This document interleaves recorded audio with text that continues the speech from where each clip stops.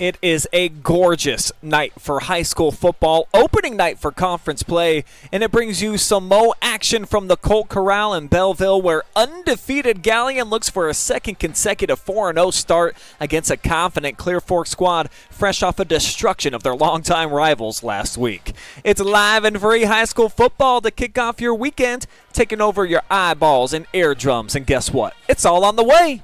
Next.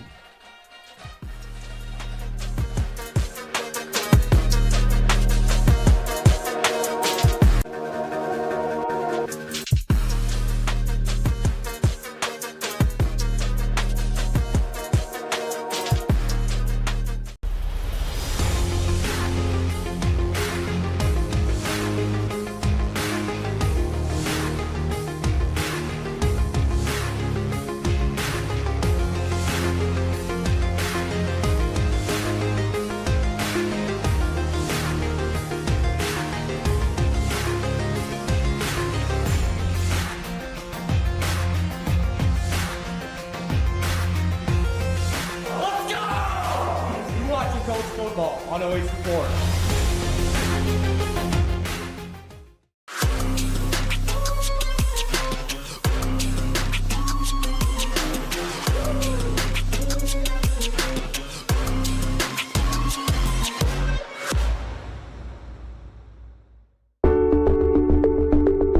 At Avita Home Health and Hospice, our caring professionals are ready to serve you with personally tailored services designed to meet the unique needs of each individual.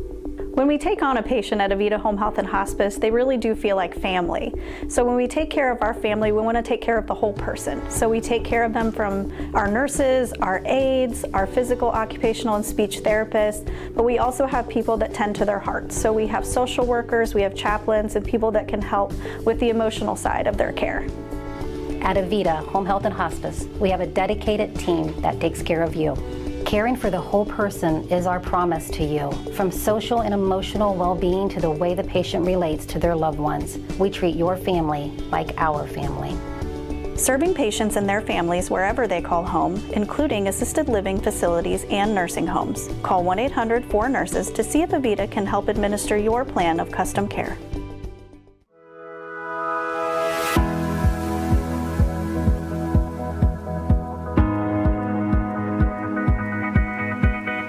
We are a compounding pharmacy, so we compound medication that people are not able to find other places. We can make oral liquids, so like liquids you take by mouth. We make creams and ointments, so if you need a medication delivered topically or through the skin, we can get medication into creams that way. We can also make medications into capsules, as well as suppositories, nasal sprays if you need it, things like that. I think one of the things that makes Wellspring so unique is to give the patient that ability to choose between traditional and or complementary. If you're needing medication and you're not able to find what you need, or you need it to go into your body in a different way, that's what we help with.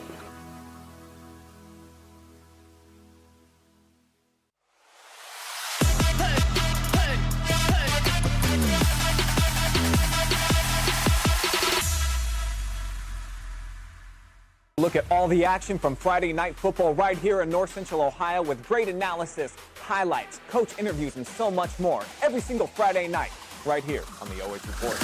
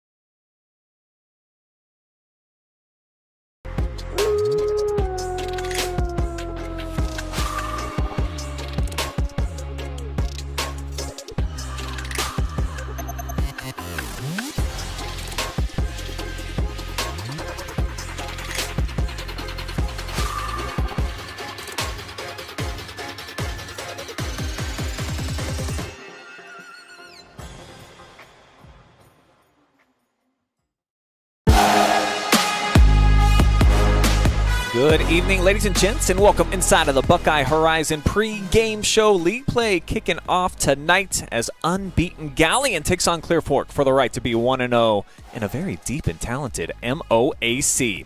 My name is Brian Skowronski. The great Effie James is with me here tonight, and I always love this week because it's kind of like a rebirth, if you will. Even if you come out of the gate slow, or even if you've had a great 3-0 start like Galion has, it's kind of a reset. The second season kicks off tonight. Absolutely. I absolutely love league play because no matter what has happened, those first few games, you get a chance to work out the kinks, and as coaches, you get a chance to tell your team, all right, it doesn't matter. Now we get a chance to start our season brand new, even if you've been successful. Like even the Galions had a great start to their season, but their coaches get a chance to bring them back down to earth. Since now our championship run starts now.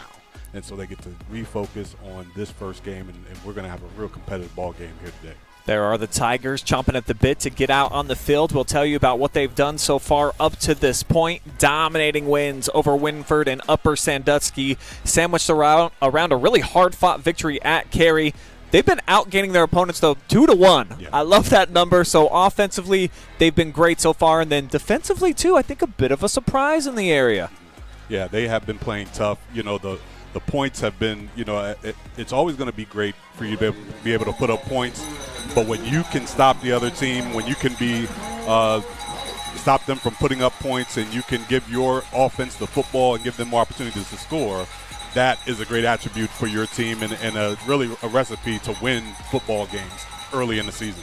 Have you ever been to a more patriotic place than the Colt Corral? Absolutely love it. They've got all the festivities going on here tonight, 1 million American flags out on the field. They are going to be tough to beat. But if Galion is victorious, they've got a staple under center since his sophomore season. This dude's efficient, he's effective, and I think he has total command of this ship right now. He is the captain of the team. There's no question. Yeah, Braxton Prosser, he does an outstanding job. I love his passing efficiency and the way that he runs his offense.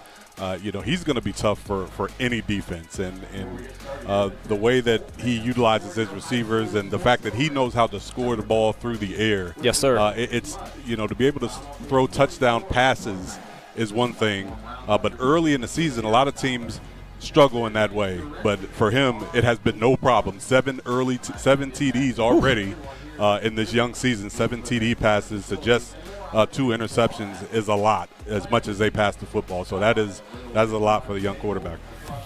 The opponent tonight, though, playing here at home. Love the home cooking, and they definitely revived some life into the program last week, crushing Lexington. That's the most points that they've scored in a couple of years, Coach. So it had been a while since they looked that good. Very average offensive numbers, though, outside of that game against Lex. So a little cause for concern. However, playing at home, I mean, America's on your side. What more do you want? You got to love it. You got to love it. Well, I love the momentum. Coming into this game with momentum says everything. You got a bit of a rivalry win against Lex last week, and you build on those things. You build on the things that you've done well. And, again, you come into this game thinking, all right, we got a chance. We won our last game. We can look at the things we've done well, and we go against this league opponent saying we're coming off a big win. There's nothing to say we can't build on that and get another big win here at home. We got our flags out. Our the crowd is here. A nice home crowd, great weather. You know, why not play well in front of our home fans? And this kid really did last week. So impressed with Mason Sansom. I mean, this kid, you know, he was fantastic on both sides of the ball, but he also, like Prosser, he's the obvious captain of the team. Everyone kind of gravitates towards him.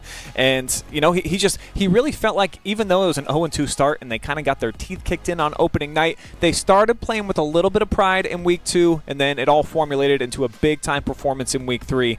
Love what this senior brings to the table. Yeah, and you got to have kids like him. Those are your kids. Those are your program kids. Those are the ones that build and maintain your program. No matter what is happening, wins and losses, those are the kids that you got to have that are going to stand up through all of the trials through the season. So you got to, as a coach, you got to be able to point to him and walk out of the locker room knowing that kids like him are going to keep your kids together.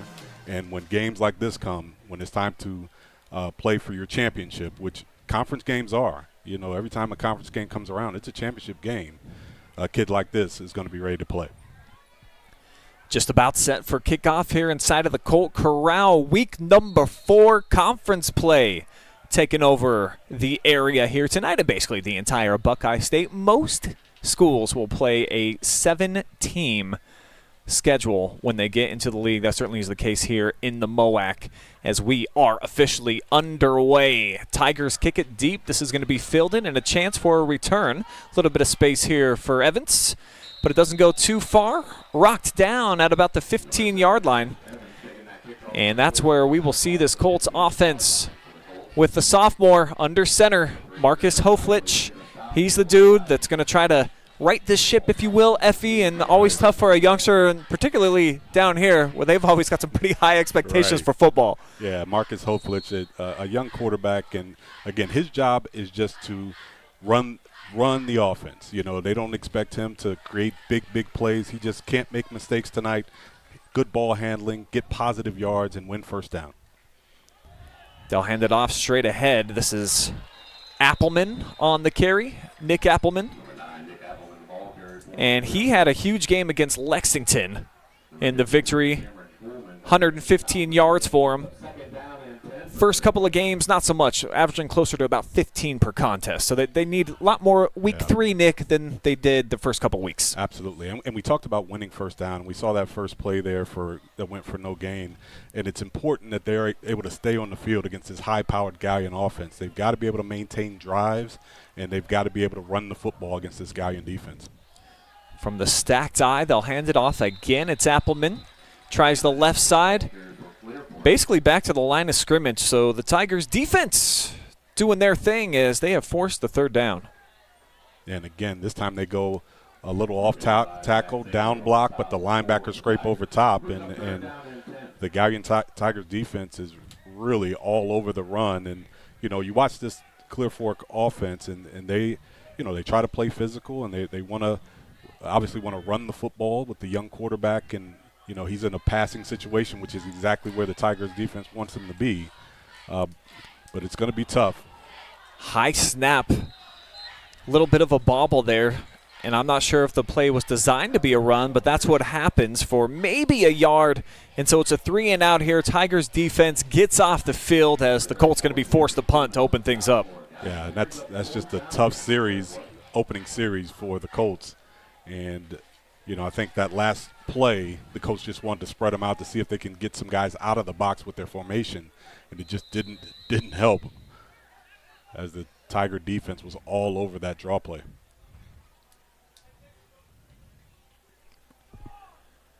Jay Jackson into punt. Tigers got a man standing right about midfield, so it should be solid field position for Galion. Though Jackson has done a pretty nice job. This one's going to get blocked straight out of his hand, and the Tigers take it in for the touchdown. Camden Kuhlman scooped it up 6-0 just like that. Wow. And I don't think Kuhlman got touched when he came in, and he looked like he swimmed the guy, and that is exactly how they teach it. Took the ball right off the punter's foot and scooped and score. So it looked like the block made by Zach Saley. Wow. And then you're absolutely right. Nobody around Kuhlman as the junior able to bring it into the zone and make it a 6-0 game. Wow. That's a tough series for the Colts, opening series. That's speaking about if everything that could go wrong in a series, I think it did. Kick is up. It is good. So with just over 3 minutes gone by here, the difference. Galion with a special teams touchdown, and they go up by a score.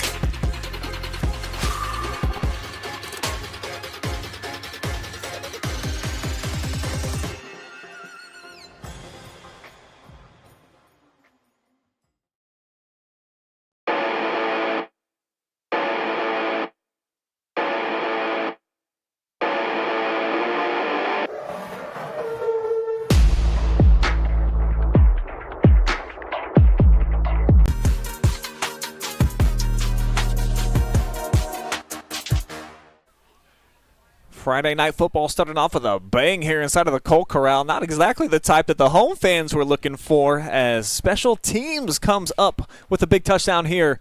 Camden Kuhlman, as a flag flies on the kickoff.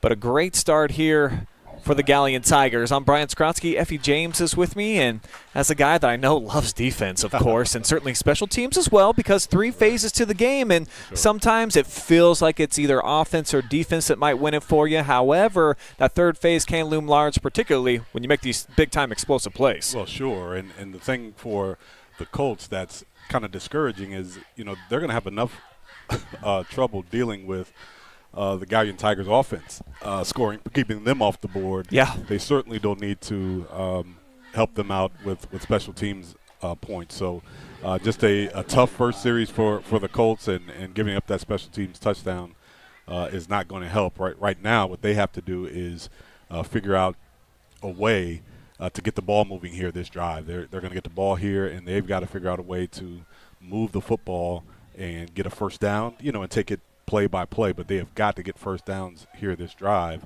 and try to move the football here on this Galion defense. The infraction will move Alan Carver back 5 yards. And off the re-kick, another chance for Nash Evans. Out across the 25 now, makes a cut and upended. Tripped up on the play by Trey Longwell. Nice special teams tackle made here by the Tigers, but even better field position for the Colts, though, as they'll start with it at their 31.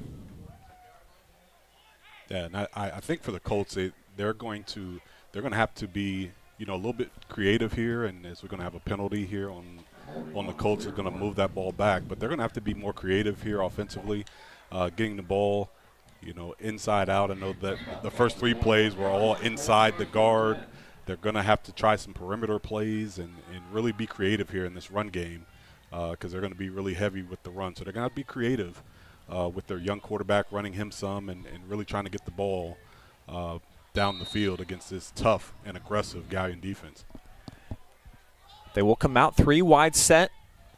They'll run it left side again. Maybe a yard or 2 here, Effie. So the Tigers defense, clearly they've been watching the game tape, and they know this is a run-heavy, run-first type of offense, and so far that's been everything that's been in the bag. Right, and the Tiger defense has been stout up front, and if you watch their linebackers, they are everybody. That all 11 guys, when the ball is snapped, all 11 guys are stepping forward. Even the DBs, nobody is stepping back. So, that tells you that's a lot of film study, letting them know that we know what you want to do. Hoflich rolls out this time, though. He's got a little bit of space. He gets through an arm tackle. He's got a first down and more. So the Colts, off of the quarterback scramble, will pick up their first Mechanics Bank first down. Right. And I love that play call, a little play action. They sent the receivers out on a route. I do not think Hoflich even had an option to throw. I think it was going to be a run all the way, but that adds a little bit of creativity to the run game. Gives him an opportunity to get out on the perimeter and to some open space. So nice call. Gives them their first down of the night. Plenty of speed on the perimeter for the Colts. Hunter Martin flanked out wide. They've got Jackson in the slot. Straight ahead. Zach Saley, though, to wrap him up in the backfield. Just absolutely no space for Appleman. Yeah, Zach Saley, I think, came across clean. Just beat his guy right across his face and made contact 2 yards in the backfield. Great play. Brings up 2nd and long here for the Colts. TFL that time for Saley. Gets the Colts behind the sticks.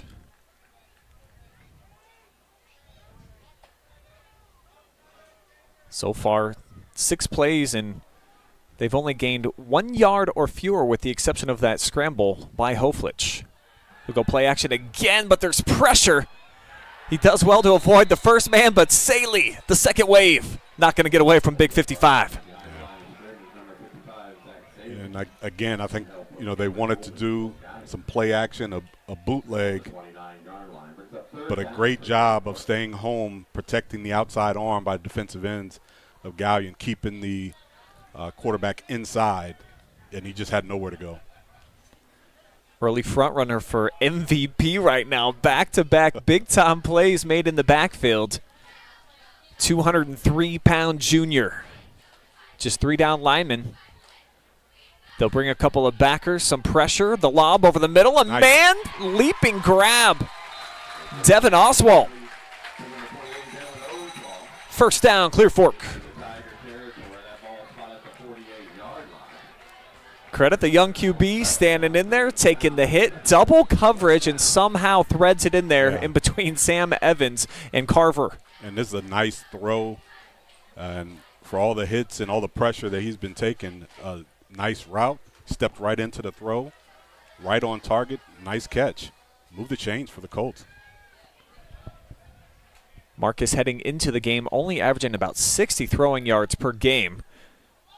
So trying to help the average here, but he gets picked off.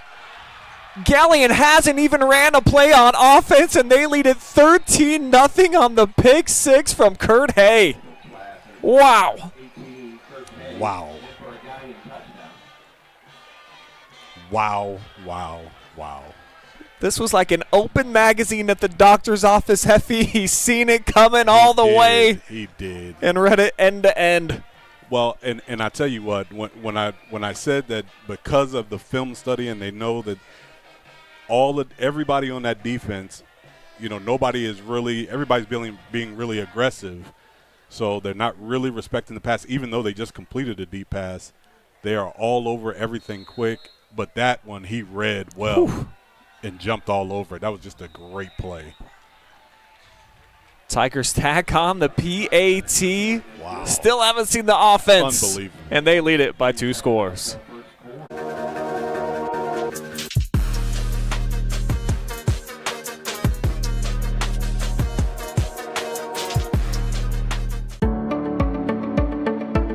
We carry supplements that are from companies that do a lot of testing. So they will test their raw ingredients. They'll test them afterwards as well. And they're testing for both purity, and then they're also testing for potency. So things like arthritis, inflammatory bowel disease. We have a lot of supplements and also prescriptions we can recommend, and lifestyle type things that can help with that as well.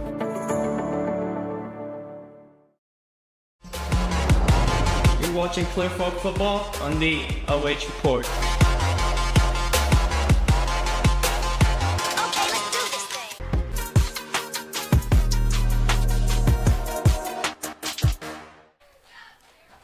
Whew, what a night here for the Galion Tigers so far. Only halfway into the opening quarter, some big-time fireworks.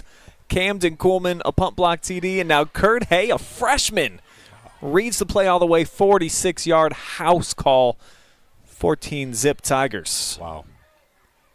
You know, and it's just that's tough. That series was going well for the Colts, and another turnover just ends it, another pick six, and wow. Just wow. Well put. Wow. Here, we'll show this to you one more time. Just there it is. He read it right away, and then Kurt's got good speed. We've seen him out here, and he's been a difference maker on both sides of the football, playing wide out as well. And during the offseason, talking to Matt Dick at one of the 7-on-7s, he told OH.REPORT, he was like, we've got a lot of ninth graders who I really, really love. Can they grow up and help us out? Right. Just seen it right there. Well, and one of the biggest things, now a lot of people will put that solely on the quarterback. One of the biggest things, the slot receiver missed the big block there, and, you know, he gets that block, and that's a completed pass. And, you know, a lot of things have to happen for those screen passes to be executed. Everybody has to do their job, and the receiver missed the block, and because he missed that block, you know, the DB was able to slip in, but he read it perfectly. I don't think he even seen him. So just a great play. Colts, though, back with the football. Ground game with the first 2. And again, getting mugged in the backfield is a Clear Fork ball carrier. Appleman has not had a running lane yet open up for him. Yeah, it's been tough. It's been tough inside the tackles, and the only success they've really had is when they went to the perimeter, and the deep pass over the seam. So that's the success you can have against this defense. But it's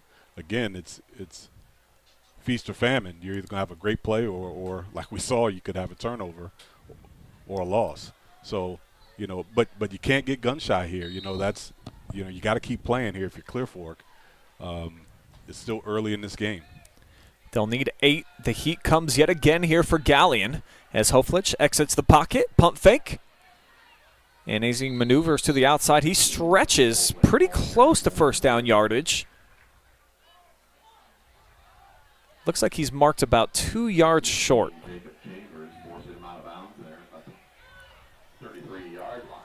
But I think this is what you're going to need from Marcus Hoflich throughout the course of this game. Try to burn to the edge, like you said, where they've had all their success so far offensively. Are you able to get it out of your hands, though, and get it downfield like we saw a couple times on the previous drive? But in order for that to work, they're going to have to establish something on the inside, and Hoflich is going to have to complete a pass or two. I'd like to see them get some receivers out in that 5 to 7 yard flat area, getting some easy completions and another special teams play.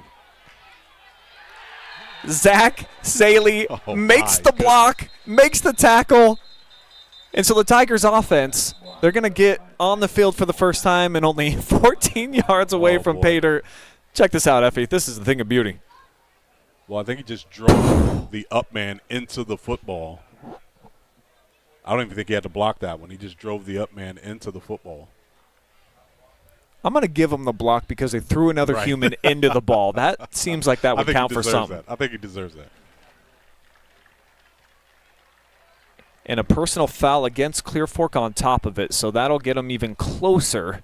Should mark off about 7 yards and have him inside the 10. I mean, that's just one man wanting it more than everybody else out there. Saley, by far the top dog right now. Long way to go for this Baker's Pizza Most Valuable Player. Wow. Talk about make a difference player of the game so far. He's won that. That is big play. So from the 7 yard line, we'll get our first look at Prosser in this offense. An explosive offense. Put up a lot of points here over these first few weeks. And right on the doorstep. So bring a man in motion. Braxton fakes it. And he'll get slung down right into a grappling match there at the line of scrimmage. Pickup of a couple. And right here with Prosser just inside, outside the 5 yard line. Clear Fork's got to try to be stout here and do their best to try to hold them to a field goal attempt. This is, like you said, this is their first action tonight. So Prosser to the zone. It's underthrown. Nice coverage on the play by Hunter Martin. So 3rd and goal on the way here for the Tigers. And the calling card so far the last couple of weeks for the Colts certainly has been their defense. I saw them last week right here hold Lexington to 117 yards for the entire game. So I think that this really is the strength of the team. This would be big if they can hold the Tigers out of the end zone. They'll need 6 all the way looking for Prosser, and he gets hit in the backfield. Sansom came off the edge. Wow. A couple others help on the barrage to bring him down. It's a great play by Mason Sampson. He curls hard off the edge, unblocked, recognizing the play right away and makes contact. And I think they're going to go. Are they going to go here? Offense is going to remain out on the field. They'll go 4 wide, 2 each side. Lone man in the backfield will be Braxton Stuckman. Prosser rolls right, looks in zone. Now he takes off, shuttles back to the left, and he'll dive in there for a Tiger touchdown. Number 11, Braxton Prosser, in for a Galion touchdown. 6-yard rushing touchdown, the 3rd of the season for number 11. Yeah, I love this play call down around the goal line. You get him on a rollout, give him the option to use his athletic ability. Great blocking on the outside. And he just shoves off a would-be tackler, gets in the end zone. Prosser now with 10 total tutties on the season through the air and on the ground. A true dual threat. And he's got his Tigers out in front off the doink. 20-0. We'll be right back. Still first quarter. 2:43 to go. Colts got a lot of work to do.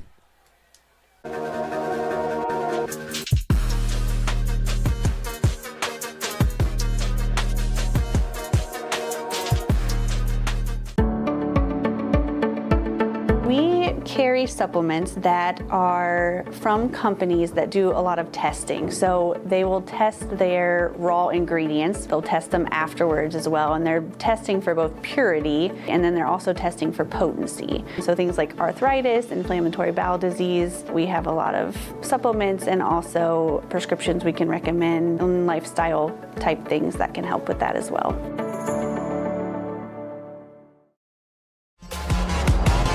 Watching Clear Folk Football on the OH.REPORT.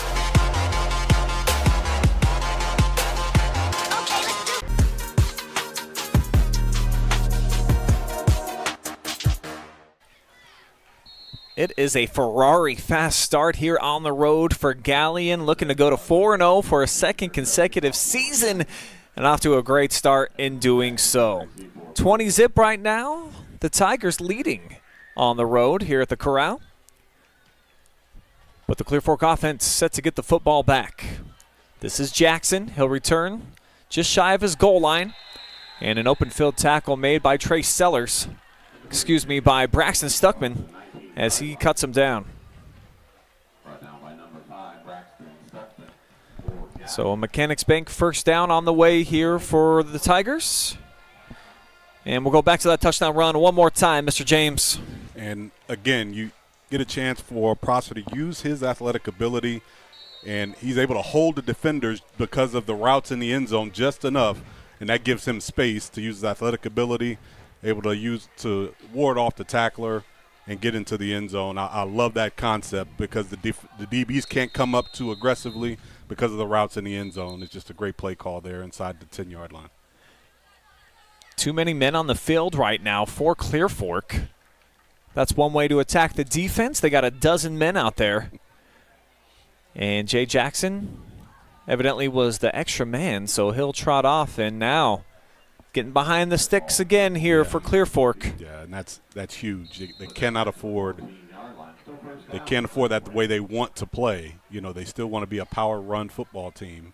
And getting themselves behind the sticks forces them to do things that they don't want to do. And right now they're in an I formation.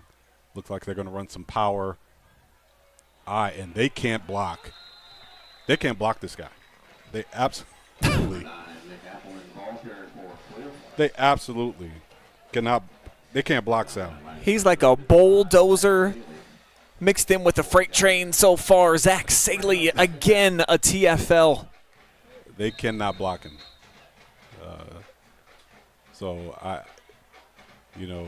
If they've got an extra guy, I would put him close to 55.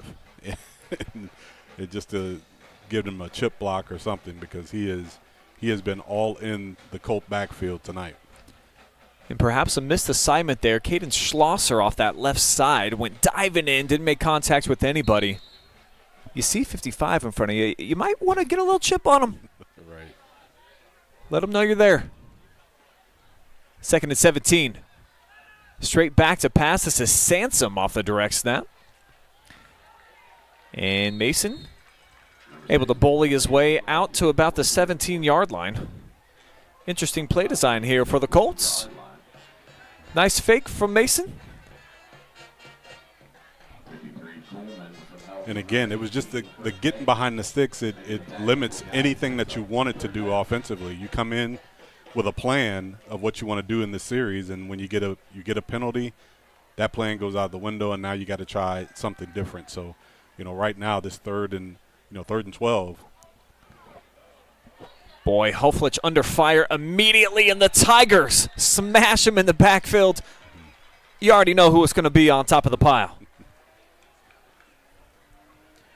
Well, and it's the aggressiveness. It's being able to do when you're not so much concerned about the passing efficiency of the quarterback that you're playing against.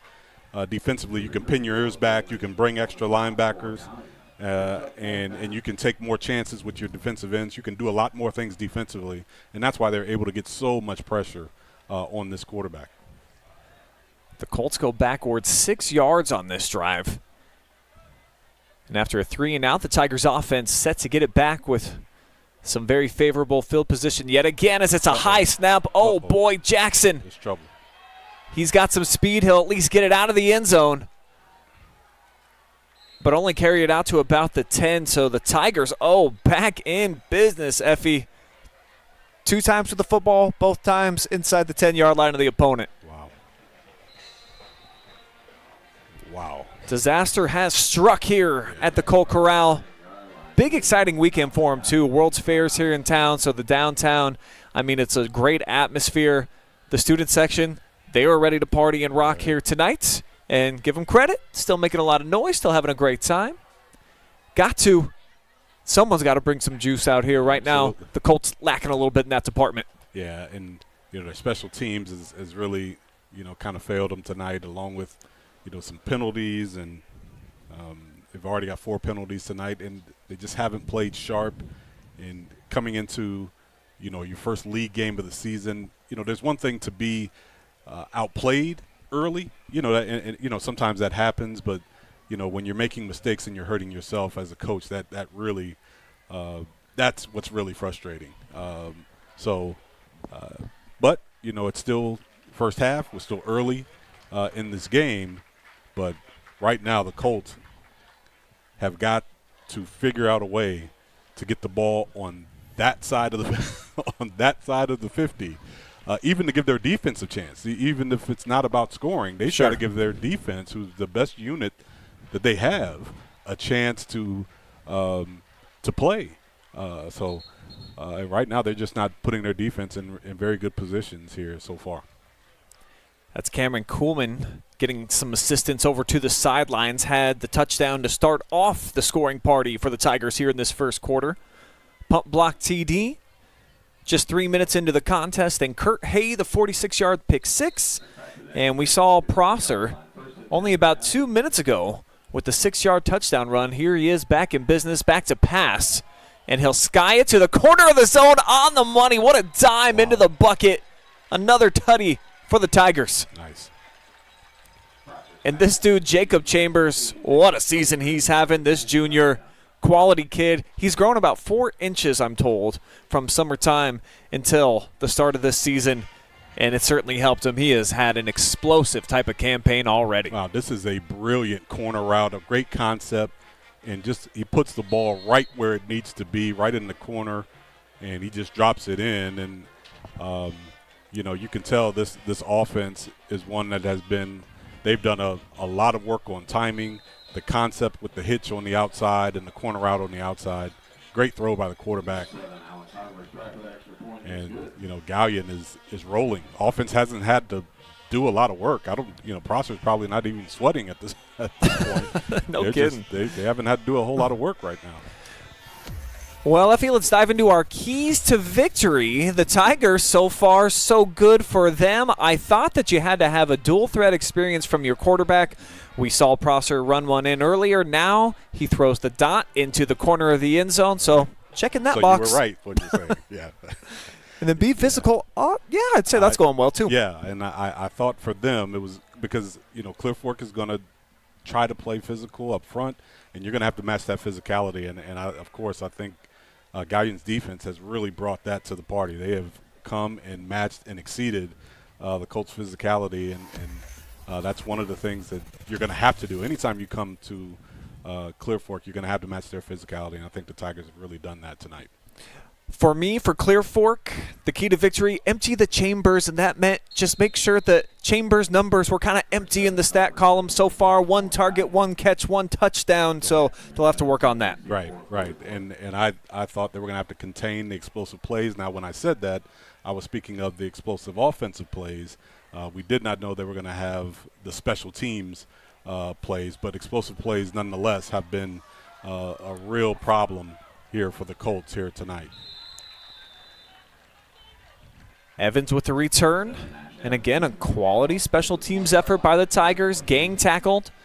Not even back to the 20. And that's where they will set up with a Mechanics Bank first down. Already trailing 27-0 here at home. But a long way to go in this one, folks. Still the first quarter. Just got to figure out how to try to slow down Zach Saley in this defensive front of the Tigers, who have just been game wreckers all across the front. And they do. 3 guys, all converse to block 55. I noted that. Right. They'll flip it out to Appleman, and one of the better gains they've had so far, 5-yard pickup. Yeah, and I love the call, taking advantage of Saley's aggressiveness. They run a screen right at him and invite him up the field and throw a screen right over top of him, and that's the way you slow down in a really aggressive pass rush. So, again, great play call, and it's going to be things like that. They've got to start thinking outside the box, doing some misdirection, and being really creative in their offensive game plan if they want to move the football against this defense. We'll see you again for the second quarter. Colts looking to get on the move, trailing by 4 scores.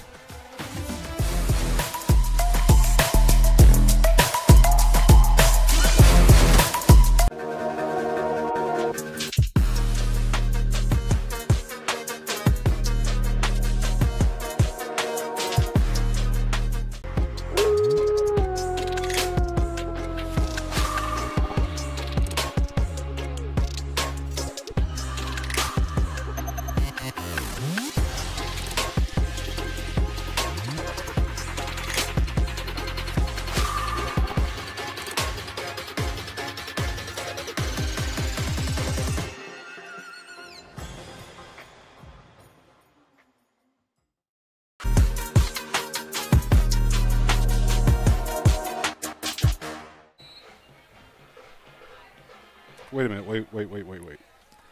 Effie, we can't wait. We're live on the air, buddy. Second quarter is here. That is Effie James, my partner. I am Brian Skowronski, and this is the fabulous Colt Corral Friday night in the beginning of the MOAC season for these 2 league rivals. And a first down here for Clear Fork. I believe that was Nick Appleman on the carry. We were all a little bit panicked coming back out of the corner here. We were wanting to hold up the show, but it must go on here, Effie. Well, again, that is a great sign for the Colts. Get a first down coming out to start this quarter, and they go back to the power I set, and they are looking for some new life here in this new quarter. Appleman looking to push out wide, throws a stiff arm, and not able to get away from the pressure. Evans right in his face the entire time. And really got to credit the secondary of Galion. I mean, they're flowing to the football quite well. Getting a little bit of help there from Dominic Capretta.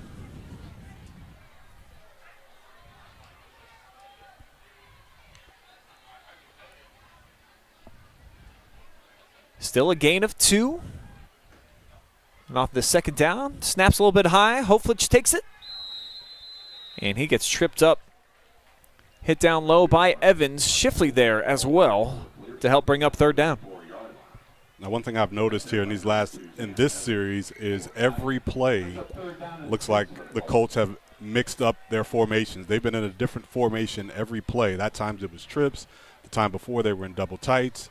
So they have mixed up their formations. They're trying to give a different looks, and you can see the Galion defense is having to switch around and move around a little bit, trying to get lined up correctly.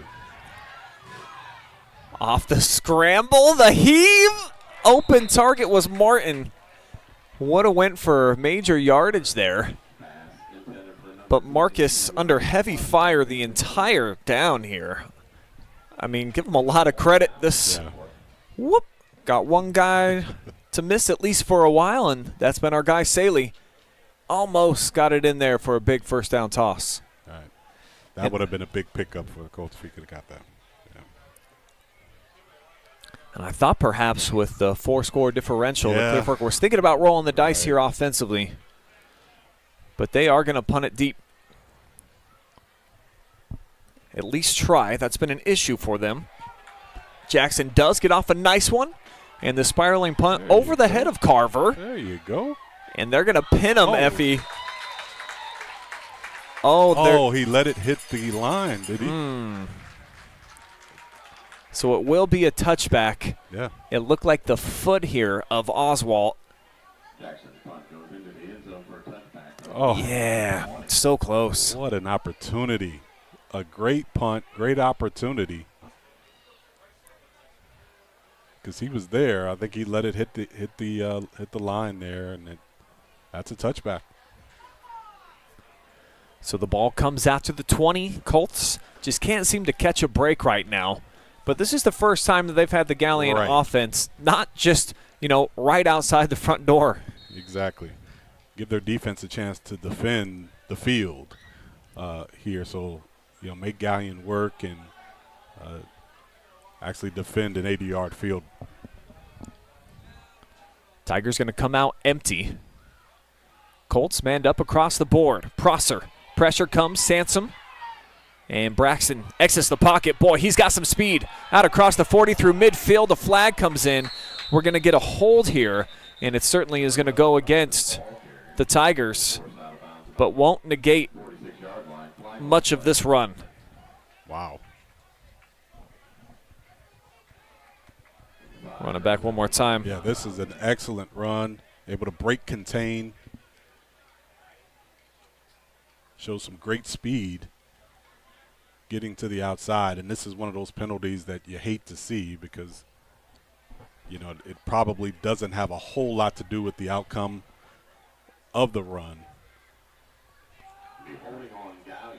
Yeah, it's going to go against Alan Carver, the 5'9 senior. You saw him out on the perimeter trying to open up a block. Trey Sellers at the end of that play for Clear Fork, his pad was popping out of his jersey. So clearly quite a bit of contact, but it still brings the ball out to the 40. So a 20-yard run. Okay, second quarter. Here's a stat for you, Brian. This is Galion's first down of the night. They haven't had a chance to get one until that play. Right. They'll run it far side. This is Coleman. And Camden lowers his shoulder, and that's good for another Mechanics Bank first down. Back-to-back plays here for the Tigers offense. And they're already breaking into Colt territory. This is a great push off the front line. Anytime you're running a stretch play, your linemen have to get off the ball and run. Everybody is off the ball. Everybody has to run when there's a stretch play, and that's a great job up front by the linemen by getting movement and running to get those positive yards. Prosser, quick step and throw. Chambers with the catch. He's able to get through one arm tackle and down to the 27-yard line.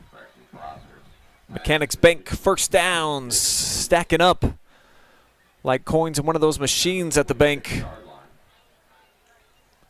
Escaping through Jackson. And then inside the 30, down to the 28-yard line. Again, nice, quick, easy, quick out, and Prosser puts it right on the money, gives his receiver some room to catch and run. Another first down for the Tigers, and they are really moving the football seemingly with ease on this Colt defense. 3 plays, 3 first downs here on the drive, approaching the red zone.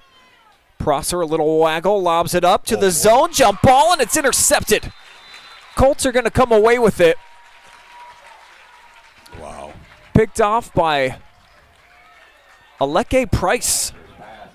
Well, now here's the good and the bad. Now this is a careless throw by Prosser. Now he's certainly going to want this back because this is an absolutely careless throw. I think, he wanted to give his guy an opportunity. There's 4 Colts in the area. He just tossed this one up. But the bad news is the Colts are on their own 1-yard line. Alakai didn't go too far after that snag. But they do have the football with an opportunity. Tigers crowding the line. They'll bring some heat. They'll hand it off. Sansom breaking through. Look at this. A furious run out across the 15. Chain gang on the move. That's good hard-nosed running, breaking tackles, keeping his feet running.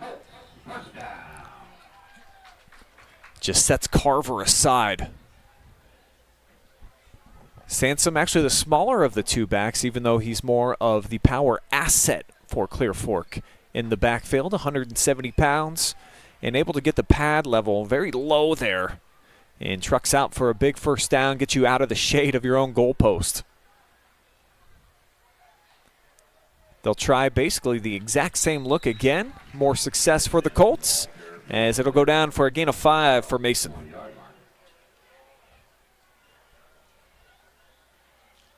And again, you see the Colts now really with some pop off the ball. That movement up front we haven't seen here in the drives previous. But that was just a straight dive play, and you start to see some drive off the ball for these Clear Fork Colts.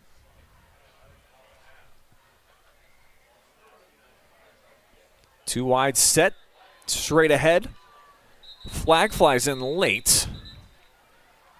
This was Sansom again, very slow to get up. 3 straight carries for Mason. And this will favor Galion. We'll check it out again. I think this is a chop block. Actually, they're going to say holding. 2 guys diving on top of Zach Saley. I mean, I think they've seen enough of this kid in the backfield already. Right. And the last series, they spent the whole series trying to run away from him and do everything they could to stay away from him. But, you know, he's just tough. You know, he's tough to block. He's going to disrupt your entire offense. But, again, that penalty just makes it so tough for this offense. And the little success they were having just puts you behind the sticks again. Marcus under center, turns, fakes, rolls out near side. Hoflich with the stutter, and then just absolutely planted by Shifley. Big pop. You know, and, you know, although that's, you know, on second down, you know, that is a nice pickup. They run the bootleg play. They get Hoflich outside. Gets a nice about 8 yards on that pickup, but because of the penalty, instead of being a first down run, it leaves them with third and some work to do here. Clock rolling near 7 minutes, second quarter. Hoflich all the way. Another stutter step. Nice. Oh, and wow. Takes another big hit. This is Carver throwing him to the turf. A flag comes in as Marcus is down on his back. I mean, this is like something that you would typically see in the wrestling room. Yeah. You know, it's a big hit. Whew. Wow. You know, I don't know. You know, it's tough because you can say that he kind of tried to jump cut. He jumped into his arms. Show it one more time. You know, he's running hard. Defender's running hard.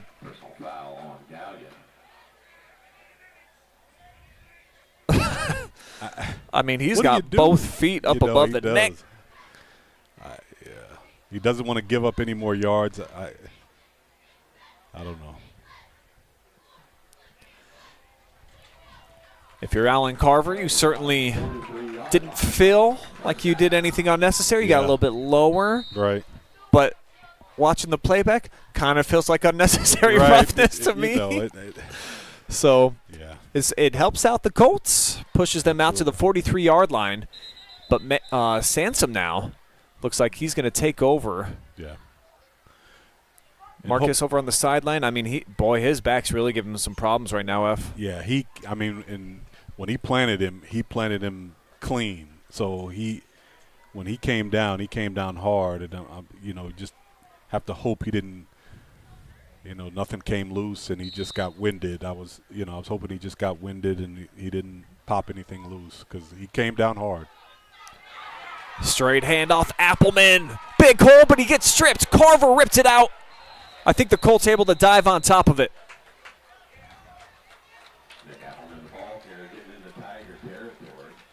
Clear Fork does get it. Nice hole opened up right up the middle. Appleman with a cut.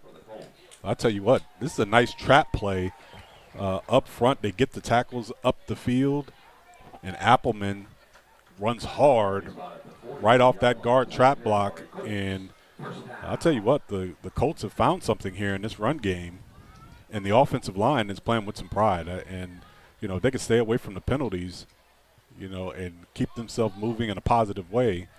You know, they've got something going here. Quarterback keeper Sansom calls his own number, threads it out wide, picks up right around 6 here on first down. So the Colts run game starting to come alive here as we're into the latter portion of the second quarter. And it's not very often that a high school can go back to the starting quarterback from a season ago. That's what Mason represented for the Colts last year. So they're in a pretty decent spot if Marcus cannot return. And not a good sign if you're a Colts fan. He is on the gator and being taken into the locker room. Boy, that stinks. That stinks. You know, you kind of feel like he was really starting to open his game up. He started to see the field, you know, as a runner. And, you know, they're moving the ball, and they're still moving the ball as an offense. Hope he's going to be okay. Hope they can get him squared away. He can get back in this game. Timeout taken by Galion gives me an opportunity to thank our generous sponsors. We could not bring you live and free coverage without the support of our good friends at Jackson Well Services, family owned and operated since 1977. Not just serving the Valley or North Central Ohio, serving all of the Buckeye State. Tonight's broadcast also presented by Buckeye Horizon Heating, Cooling, and Plumbing, your local trained comfort specialist.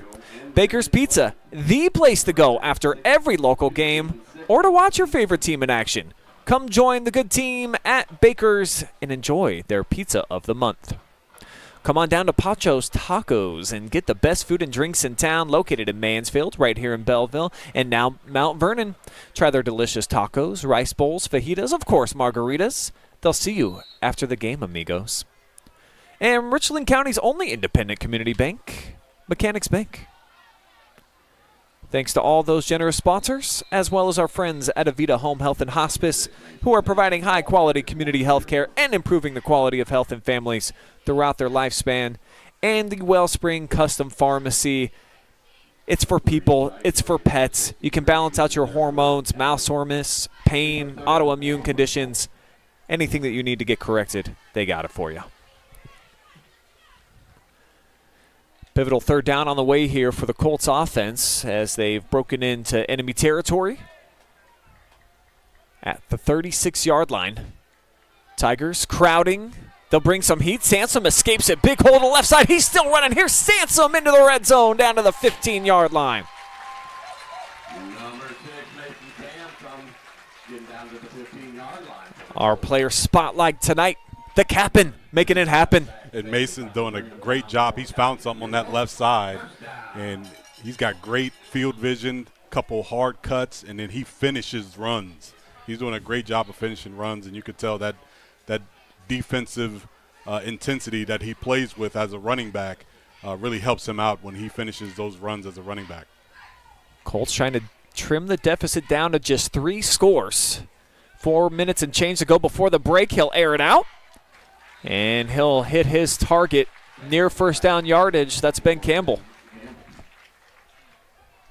Number 18, Kurt Hay, bringing him down for Galion. Ball spotted at the 8-yard line. And again, that's one of those throws that you like to see, a nice little quick out and inside the 10-yard line. And this is an impressive drive for the Colts. They have played well and overcome a couple penalties, and now through the middle, they'll set up a 1st and goal. Carry made by Porter Schmidt for another Mechanics Bank first down. So Hoflick taken into the locker room, and Sansom has stepped in admirably, helping lead this team down the field, knocking on the door for some points. I think it's like you said, with his experience as a quarterback, you know, and just as a leader, is really showing here in this drive. They'll run it with Appleman this time. grappling match in there, and just a barrage of Tigers help make the stop. No gain to be had this time.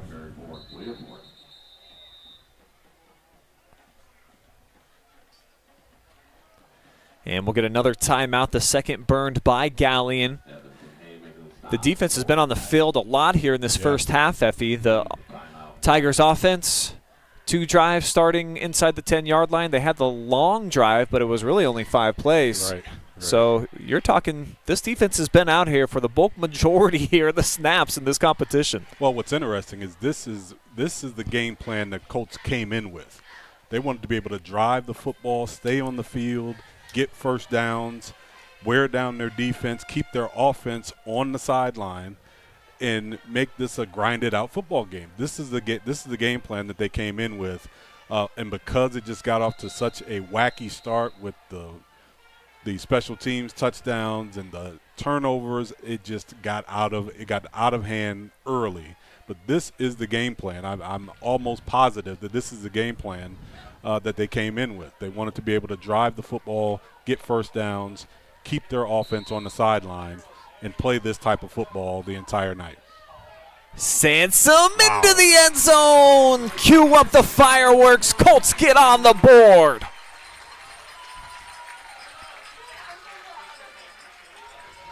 So after the quarterback goes down due to injury, Sansom filling in the gaps. Wow. And they will spark off a little show in the night. How about the pride from these guys? You know what I mean? Just pride from that's pride they're playing with up front. They're playing hard. You know, they're down big, but that was a pride drive right there. Sansom talks a bunch about that after the 0-2 start when we spoke with him following the win against Lexington.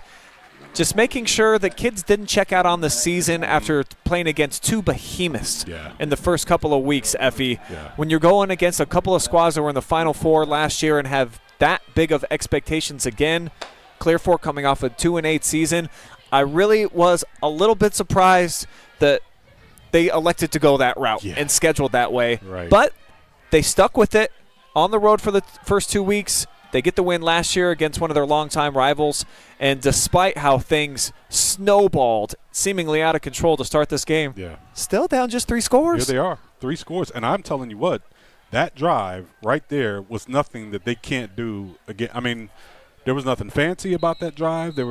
They completed a 5-yard pass but everything else is Clear Fork football. So, you know, I think they just had trouble executing in the beginning. Things didn't go their way. The special teams touchdowns just got them out of their game plan. So now it's going to be big for their defense to try to get stops, because this Galion offense is still a monster to deal with. And it's going to be tough with a lead, with them playing with the lead, which means they're going to be taking chances. And what happened, Prosser took a big chance. That's what led to this drive. Prosser got a little careless, and he threw a pick. He got careless on that last throw, and that's what led to that drive. Pooch kick, kind of a quasi attempt to go down there and try to get the ball back as Cohen Adams lets it take a couple hops. He'll dive on top of it, and he'll get the ball back here for the Tigers following a 99-yard touchdown drive by the Colts. Love it. So playing with some pride. And if they can get a stop here, feeling pretty good about themselves, I think, going into the break. And no easy task, of course, as we've seen Prosser and the offense be pretty lights out this entire campaign, and certainly here tonight, minus the bad decision by the senior quarterback. They have played clean. Outside of that little bit of a careless throw he made, they have played really clean tonight. Nothing fancy here. Jaunting straight ahead is Stuckman. He'll pick up 5. So second and manageable. Clock winding. Down under 2:40 to go.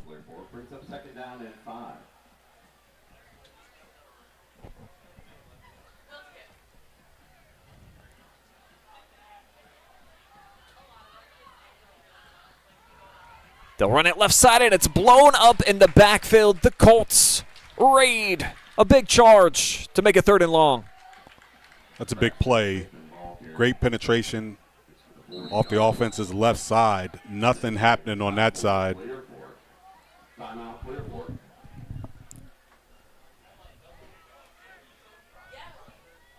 Timeout taken by Clear Fork as they'll push Galion backwards a couple of yards there. Still 2:10 showing on the clock. Brian Skowronski along with Effie James with the timeout. Let's see what's going on in the chat section. Didn't mean to ignore you guys. There's just been a lot of points on the board. Chase Jackson says, "Go Colts." Thank you, Chase and Jackson Well Services, for complimenting our broadcast tonight. Nate Walter, earlier, talking about the pick six, said he read that like a first grade book, one of them easy ones. I'm going to have to put that in my repertoire. I'm going to steal that, Nate. I'll give you some compliments and some shout-outs, though. Brendan Nill cheering on the Tigers. And Jerry Marshall, last week, drove from Colorado to see the Colts, and it was worth every mile to watch that team that night. Don't count them out of this one just yet. Clear Fork West in the house, Effie. They'll have to get a stop here, though. 3rd down for Prosser in the offense. And they've got weapons littered across your screen right now. 5 wide. Pocket, though, collapsing. He's heading backwards, has to throw it up. Not anywhere near the line of scrimmage, and he didn't break the tackle box. There it is. There's a flag. So the Colts defense does their job, probably inspired by watching the offense. Right. Sansom filling in, 99-yard drive to get on the board. Intentional grounding. Yeah.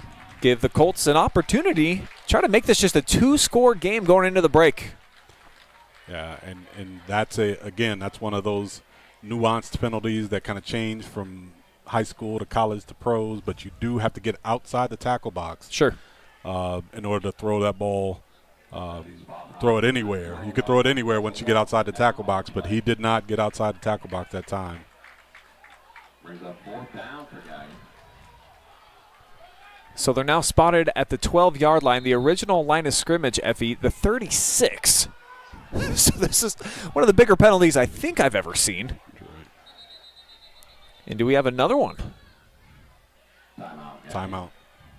So the Tigers going to burn their final timeout of the half with that. See what's going on over on YouTube Channel 1. 155 of you all watching together right now. And Randy Newman cheering on the Colts. AFA says, great play, number 34. I presume they were talking about Camden Coolman earlier in the game. AFA also cheering on the Tigers, so make sure that you drop us some comment bombs in our Facebook and YouTube live chat. We will read them over air here. And Nate says that I can use that. Read it like a first grade book, came up with it playing Madden a few years ago.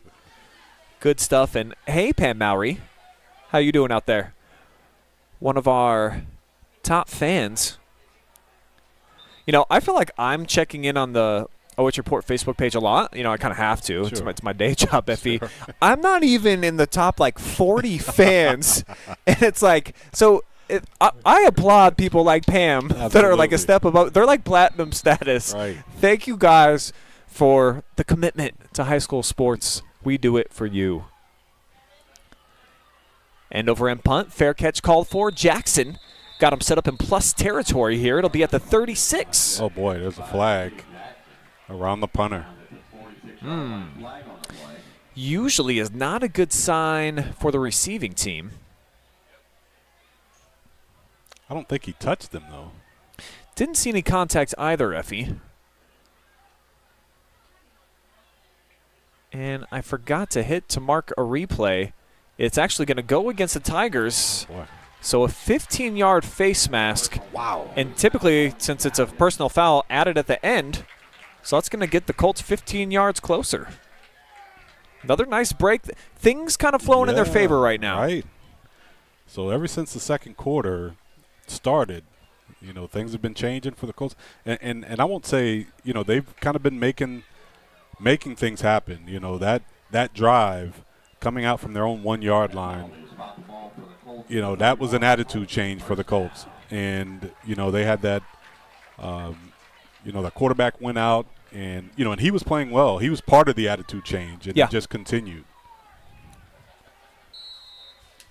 So the Colts believing in miracles. They just don't believe in waiting on them. Trying to make something happen here. Here goes Mason escaping the pocket. And he'll be rushed out around the 25-yard line. But again, it's positive plays here for the Clear Fork offense. They were either picking up 1 yard or going backwards the first few drives. So the escapability here by the senior helping make it second and manageable. Well, and I think because they've been able to, use inside and outside plays, and they're not so committed to just running off tackle, that has forced the Galion defense to honor everything. They've now got to honor the bootleg. They've got to honor everything that they're doing. So that's opened up a lot more things to them offensively. Decent hole opens to the left side. Zach Zaley, though, you know what kind of a menace he's been. Coming all the way from left end to make this stop. I mean, look at this. Ooh. Double team. He breaks free. Restore some order here. Whew. Third down throw, and it's just a little bit too tall. Intended for Hunter Martin. Wow, Martin was open. I mean, he makes that catch, and that's a chance for a touchdown. That is a nice cross route right behind the linebacker. Yeah, you're absolutely right. Mason probably hasn't been working on his touch a whole lot here at practice. He's been more of the excavator, moving plots of land in the middle of the field as the fullback. Right. So this is kind of a brain shift here. Sure. Navigating here in this first half, but he's done it well. 4th down and 3, and a biggie here for both sides. Design quarterback keeper all the way, not going to get there. Saley with the stop. Tigers earn the football back.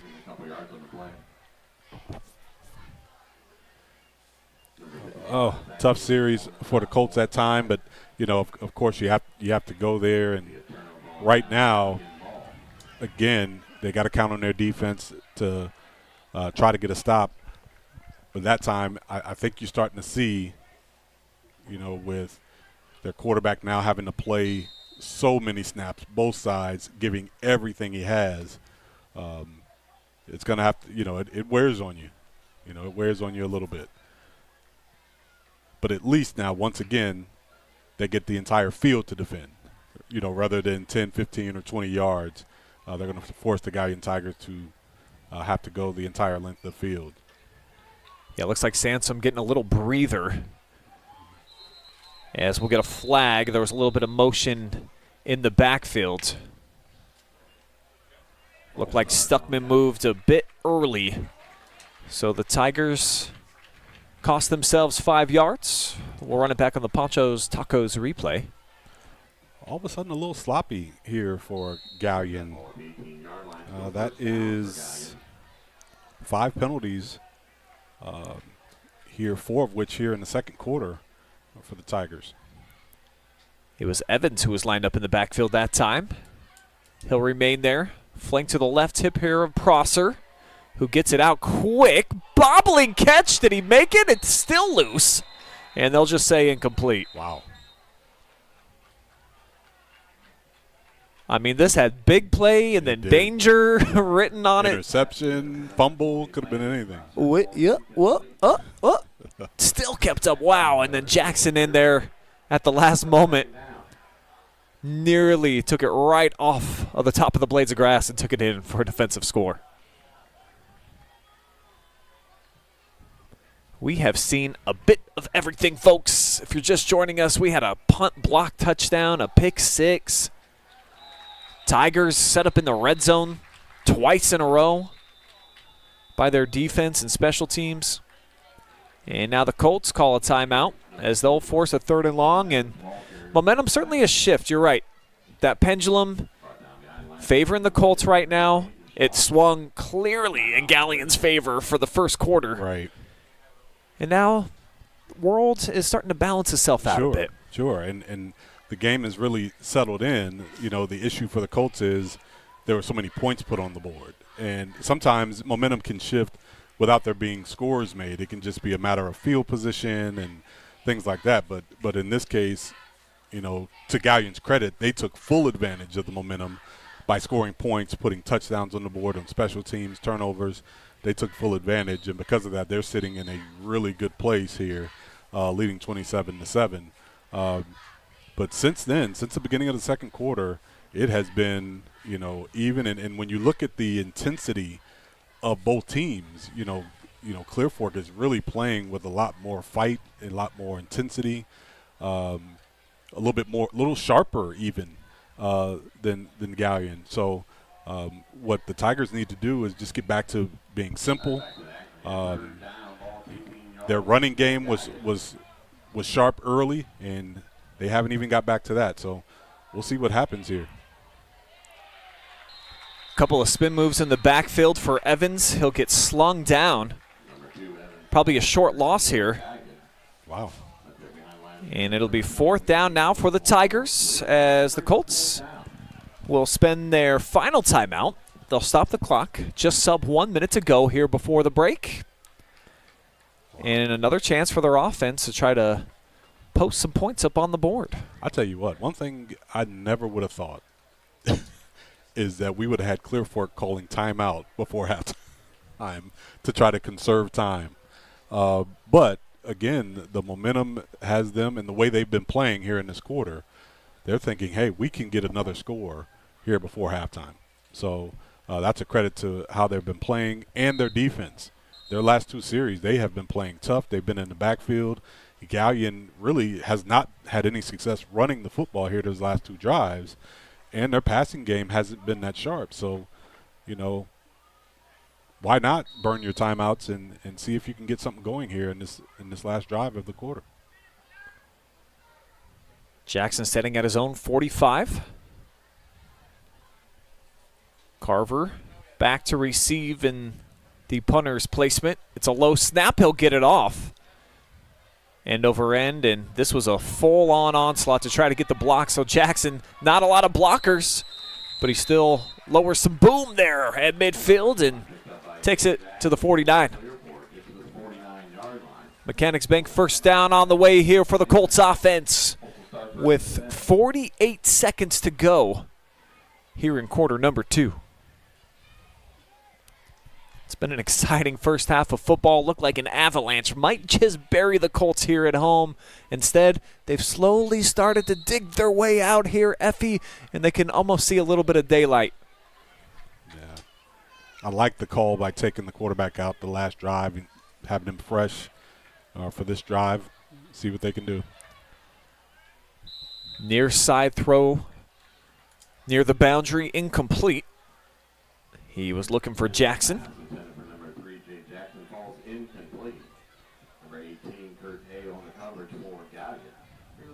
Sansom's looked pretty smooth so far since taking over quarterback duties. Yeah, you can tell that he's been there before, and like you said, he probably hasn't had a whole lot of work with these receivers and even throwing the football, but he's a leader. He's going to do what it takes to make his team successful. Sits, fires, Jackson with the grab. No timeouts. He's 2 yards shy. So after the pickup of 8, 3rd down on the way. And the Colts got to go no huddle.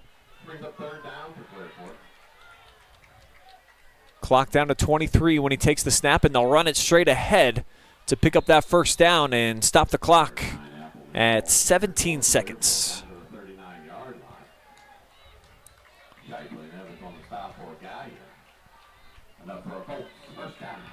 Probably have to angle a pass over towards the sideline. They will here with Jackson. Keeps the legs churning. He's going to be stopped short again, Effie, about 9 here, and may not have enough time to get off one more snap. They got to get going. They're not going to get it off. Wow. So that will be the final play here of a rather wild opening half, beginning with 27 consecutive Galion Tigers points, and all of those in the first quarter before a 99-yard touchdown drive in Clear Fork, putting the last 7 on the board. We'll take a quick timeout. We'll be back. We'll have your halftime performances from each of these marching bands. Effie and I will give you all the stats and analysis you need to know about half number 1 and get you set up for third quarter action. You're enjoying Friday Night Football, the MOAC kickoff, exclusively on the OH Report.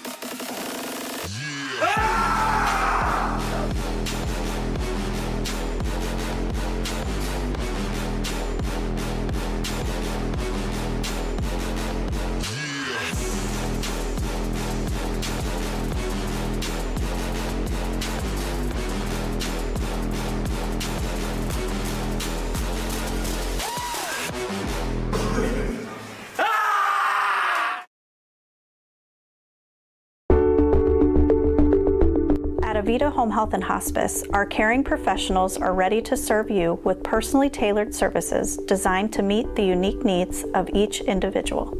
When we take on a patient at Avita Home Health and Hospice, they really do feel like family. So when we take care of our family, we want to take care of the whole person. So we take care of them from our nurses, our aides, our physical, occupational, and speech therapists, but we also have people that tend to their hearts. So we have social workers, we have chaplains, and people that can help with the emotional side of their care.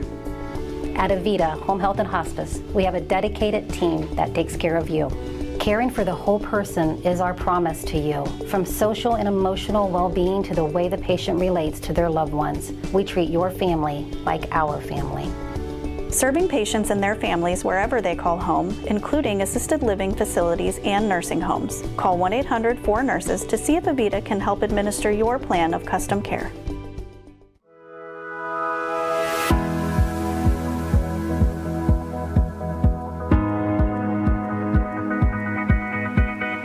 We are a compounding pharmacy, so we compound medication that people are not able to find other places. We can make oral liquids, so like liquids you take by mouth. We make creams and ointments, so if you need a medication delivered topically or through the skin, we can get medication into creams that way. We can also make medications into capsules, as well as suppositories, nasal sprays if you need it, things like that. I think one of the things that makes Wellspring so unique is to give the patient that ability to choose between traditional and or complementary. If you're needing medication and you're not able to find what you need, or you need it to go into your body in a different way, that's what we help with.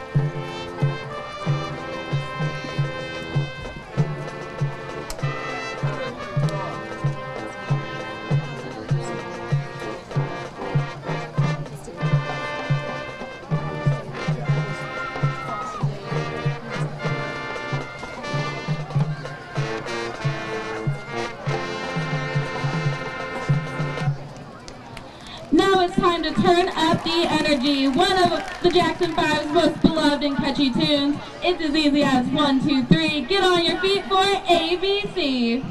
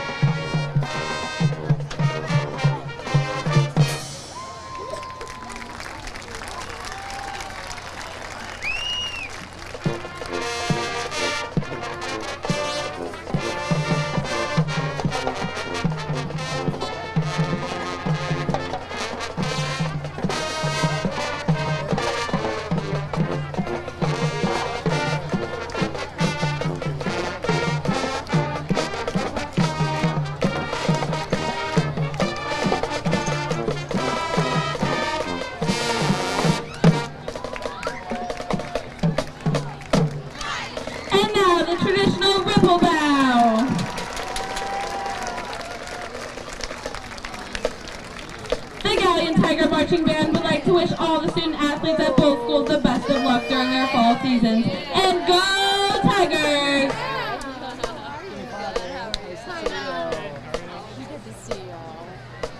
So your sister? Oh yeah, we're gonna say something. She was out there in the first quarter. Yeah. They only did at the beginning of the first quarter? Oh, we were... So before the game? Oh, well, then we missed that. We were at River Rock. It just rolled in at first quarter. So we walked in, it was what? 20, well, it was like 13, and then 20.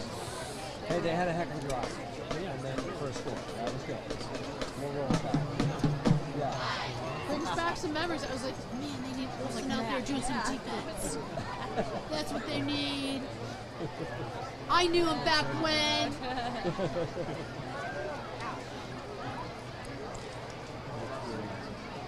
I'm not that old, are you, Matt? No. No. That's you, yeah. Saturday morning, a little sore. Well, have they started in the house? They have? Oh my God. Okay, and who's building it? Okay. Nice work. Friends of ours. Absolutely. And he's put that one up in jars where we walk on South of Chelsea. Yeah. Yeah. Yeah. There's like 3 up there or something. Yeah, he just built.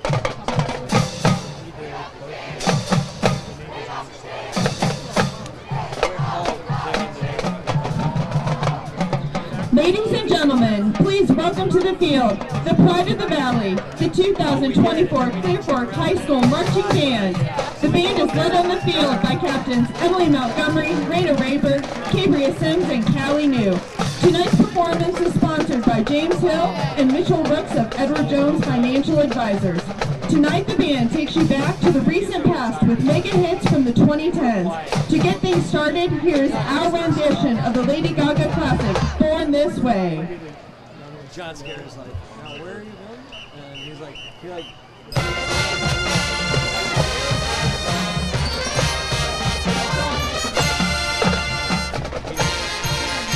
he's like, I'm gonna be on Tuesday. Yeah.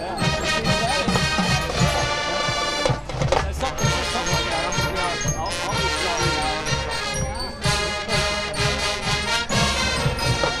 dude, he's got that much acreage. This whole house is like wall.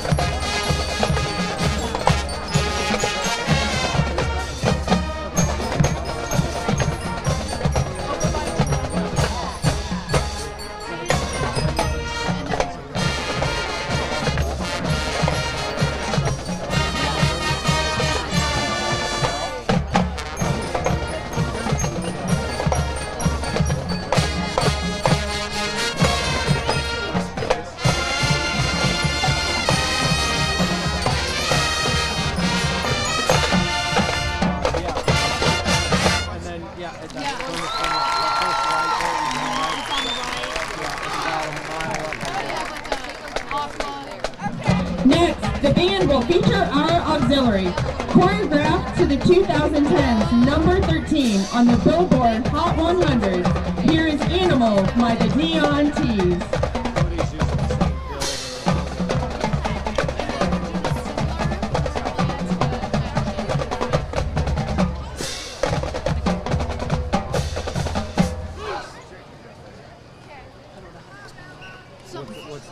No, they're going with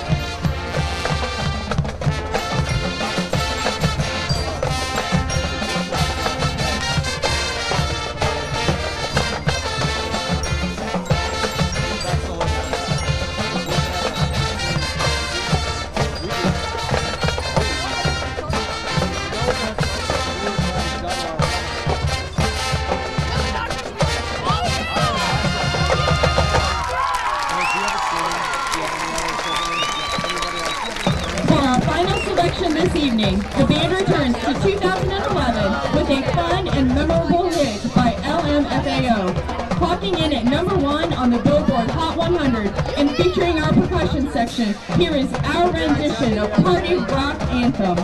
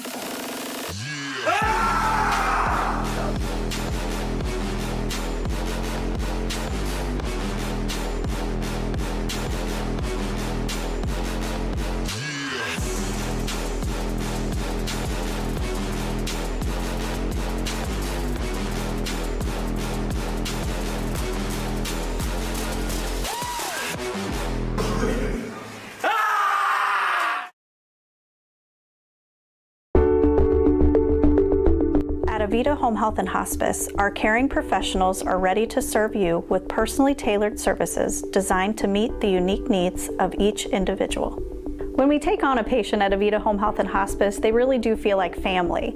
So when we take care of our family, we want to take care of the whole person. So we take care of them from our nurses, our aides, our physical, occupational, and speech therapists, but we also have people that tend to their hearts. So we have social workers, we have chaplains, and people that can help with the emotional side of their care.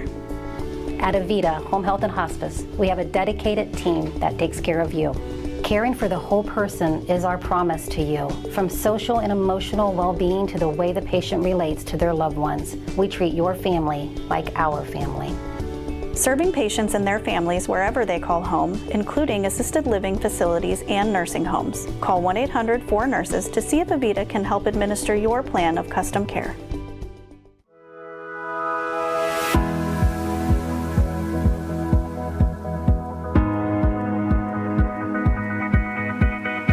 We are a compounding pharmacy, so we compound medication that people are not able to find other places. We can make oral liquids, so like liquids you take by mouth. We make creams and ointments, so if you need a medication delivered topically or through the skin, we can get medication into creams that way. We can also make medications into capsules, as well as suppositories, nasal sprays if you need it, things like that. I think one of the things that makes Wellspring so unique is to give the patient that ability to choose between traditional and or complementary.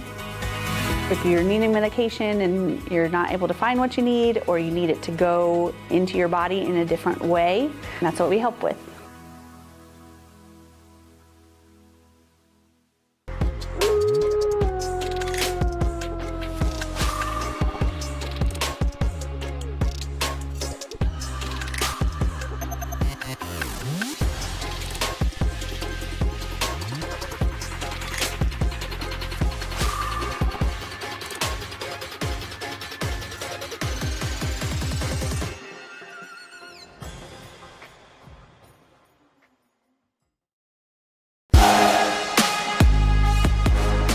We welcome you back to the fabulous Colt Corral for the Buckeye Horizon halftime show, your local train experts.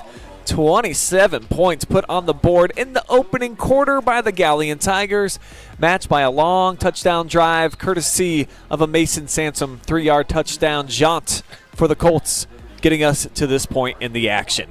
Brian Skowronski alongside Effie James here tonight, and whoa, this was kind of a wild game right at the beginning. Yeah. It just felt like if it was a game of Yahtzee for the Tigers, they just kept rolling it over and over. It's one of those for the Colts where they just couldn't figure out how to keep them off the board. And then all of a sudden in the second quarter, Clear Fork moved the football a little bit. They created a turnover. They had a nice long touchdown drive. And even though they're still down 3 scores, showed a lot of pride, a lot of fight, and feels like they're still very much in the game. Yeah, certainly a tale of 2 quarters. And a team that came in and, Galion got off to a great start defensively. They played well. Special teams obviously had a big role in that with the early scores. But like you talked about, it was the shift in momentum that really told the tale. And I'm interested to see how the second half looks, because those 2 quarters show 2 different teams. And if this game continues to go in that mode, we're in for a really competitive second half, because Clear Fork early, I think we both were like, we could be in for a long clock game tonight. But in that second quarter, I'm thinking, but I am convinced, Brian, that was the game plan, that the coaching staff from Clear Fork had to want to play from the beginning. Grind it out, keep Galion's offense on the sideline, get first downs, and keep our offense on the field. And that's exactly what they've done for the majority of the second quarter. Here are your halftime stats, courtesy of Buckeye Horizon.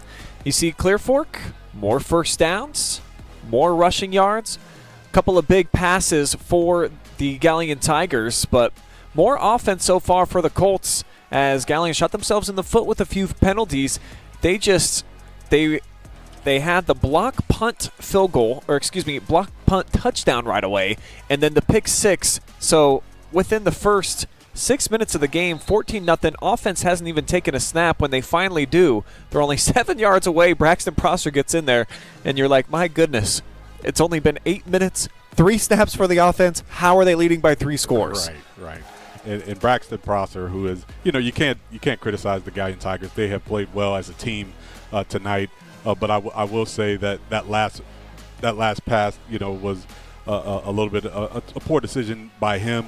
But I will say, that decision is the difference right now between, this being a running clock right now and, it being having a team with some confidence in the Clear Fork Colts.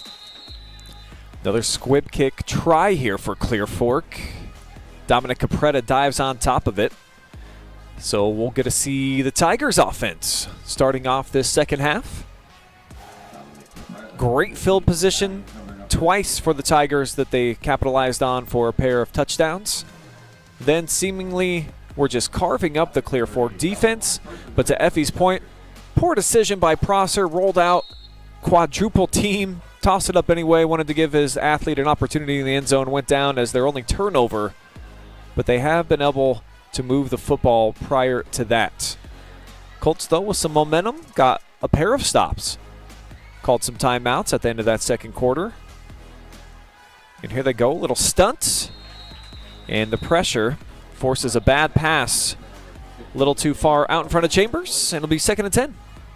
Yeah, Jacob Chambers has been a big target for Prosser in this game. And that time, Prosser just a little bit lazy with his mechanics, just kind of threw the ball in the dirt, and it brings up 2nd and 10. And this Colt defense, they are looking like really aggressive here on 2nd down, trying to get their offense on the field. And that time they step up on Prosser has been much more effective tonight as a runner. Even though, he can hurt you as a passer, he's been really effective tonight as a runner.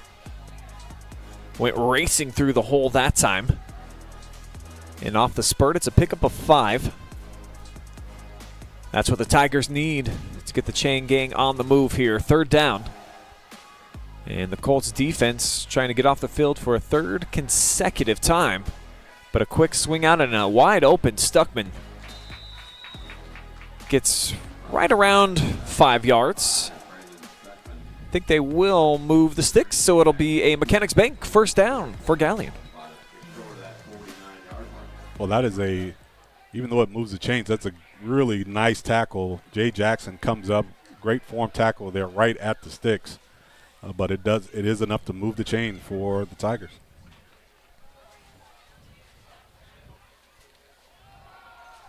On the ground near side, sure tackle. That's Devin Oswalt. Made the first contact and tripped him up.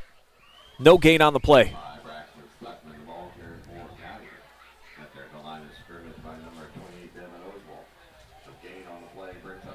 Trying to get Stuckman out into some space. And real credit that time to the junior linebacker of Reedon, flowing with the play. Prosser to his left across his body, got Chambers. And he'll gain about 4 here as the Colts have forced another 3rd down. Chambers heavily targeted here through the first few weeks of the season. 21 catches, over 300 yards, 6 touchdowns, though. That's the number that really jumps off the page. Right. It's 4 catches on the night for Chambers, and, he is a security blanket for Prosser. He seems to be always open, and he was who Prosser was going for at the end of the first quarter. Oh, double tip. Stuckman brought it in, but he gets absolutely leveled. 2 yards behind the line of scrimmage. Almost picked off.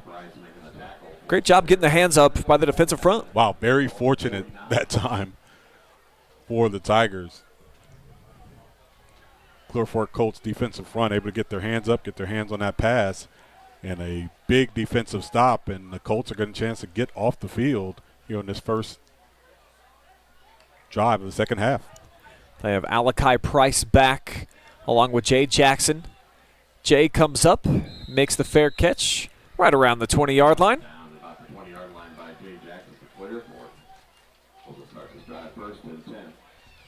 So the Clear Fork offense now led by Mason Sansom. If you're just joining us, sophomore starter Marcus Hoflich got picked up, basically suplex out there, I think is the best way that you could put it, by Alan Carver midway through the second quarter.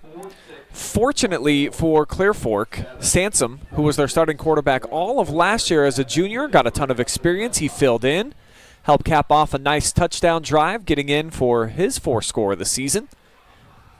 And the offense, they've been able to move the ball a bit more physical when he's back there, and showing a wrinkle here with the two backs. Just has to take off on a broken play, and it works out. 7-yard pickup. Yeah, and that time, like you said, I think it was supposed to be a zone read look, and Sansom that time was able to pull it out and find some space ahead. 7-yard pickup, a nice job on first down, which is exactly where you want to be if you're the Clear Fork Colts. Get yourself in second and short. And I think the coaching staff for the Colts have done a great job. They're resting Sansom a lot more defensively so he can be fresh here, now that he's going to have to be quarterback the rest of the way. Single back set again from the gun. They're much more under center with Hoflich in the contest. And Nick Appleman's got just enough, so it'll be a Mechanics Bank first down as the Colts out to about the 31-yard line. And a good sign. They've had some flashes here offensively since the end of that disastrous first quarter, Effie. Right. And it's tough to say because, it's tough for the Tigers not to look at the scoreboard and say, hey, they're playing well, they've got some momentum, but it's still 27-7. But even still, the Colts do have an offensive rhythm here with Sansom at quarterback.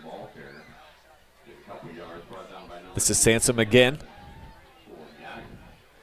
High snap. We've seen a few of those here tonight.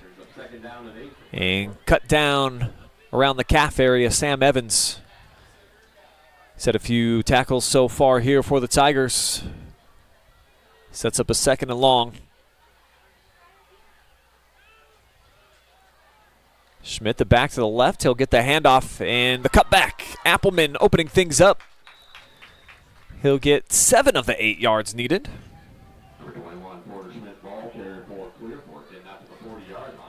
As the Colts continue to pound away on the ground, they weren't able to block anybody in that first quarter, Effie. Specifically, we saw Zach Saley, multiple TFLs, and they've recognized that, made some adjustments, chipping blocks over there. The 2 or 3 guys are looking at 55 every time. Right. Straight ahead on 3rd and short. Appleman somehow spun out, caught the edge for a first down. Or is it a fumble? I think they're going to call him down after the second tackle. Yeah. So look at this. Kept his hand on top of the defender. Legs churning. And, clearly down. Yep. That is a tough run. That's a hard-nosed run. He's able to stay on his feet and keep churning for another first down. Appleman's a bruiser. Went for over 115 yards last week. Sansom straight ahead. QB blast. Wow. And he will sprint his way out for another Mechanics Bank first down.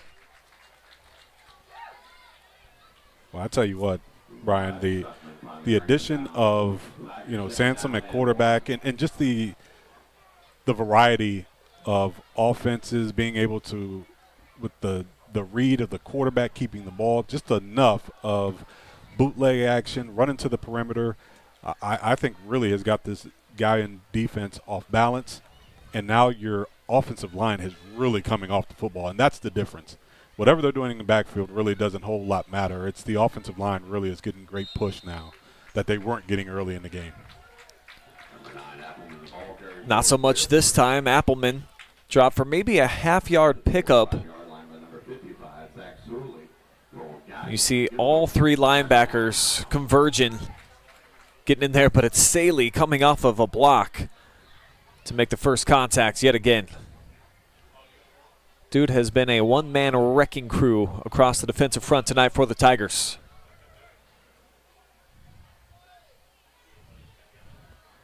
4 down lineman again for Galion.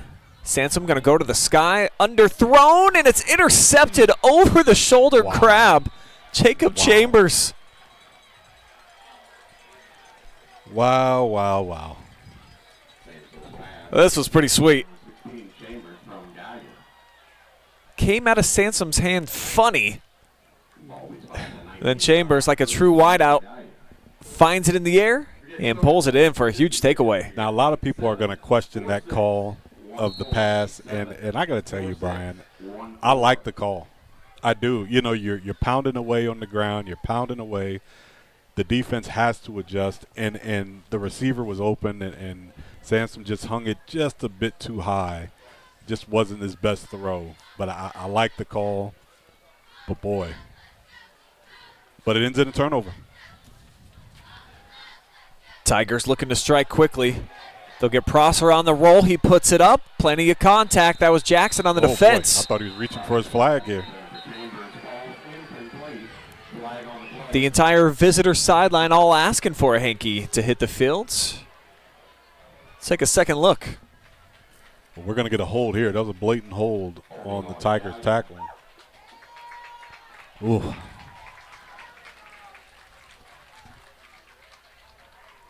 And in the NFL, they say if you don't get your head around, you're more likely to get the flag thrown. And that was the case there for Jackson. Didn't find the football in the air. Instead, it's the Tigers who are going backwards off the holding penalty. Well, and what I don't think there was enough contact. And that's one of those things is as a receiver, if the receiver makes more of an effort to come back to the football, I think he gets that call. You know, but you know, that's a tough one. That's a tough one. Tigers backtrack, 2nd and 10 now. Prosser looking left all the way now, comes middle, he's picked off! Oh! Tripped up by the turf monster as Trey Sellers, but a huge takeaway. The Colts defense, boy, have they come to play. Absolutely. Just an absolute duck out of the hand of Prosser. And poor Sellers not going to live that down with his boys. Still a huge takeaway. But, man, there was just greenery in between him and the zone. Yeah, I think that ball got on him quick. It surprised him. But Devin Oswald had great pressure right away in Prosser's face, and he had to get rid of it quicker than he wanted to, resulting in that INT. They'll hand it off. Wow, what a tackle in the backfield. We've seen Evans do this a few times so far tonight. And Schmidt just does not have the acceleration. The dash from the backside. And for Coach coaching staff right now, they are absolutely thinking 4 downs to get this ball in.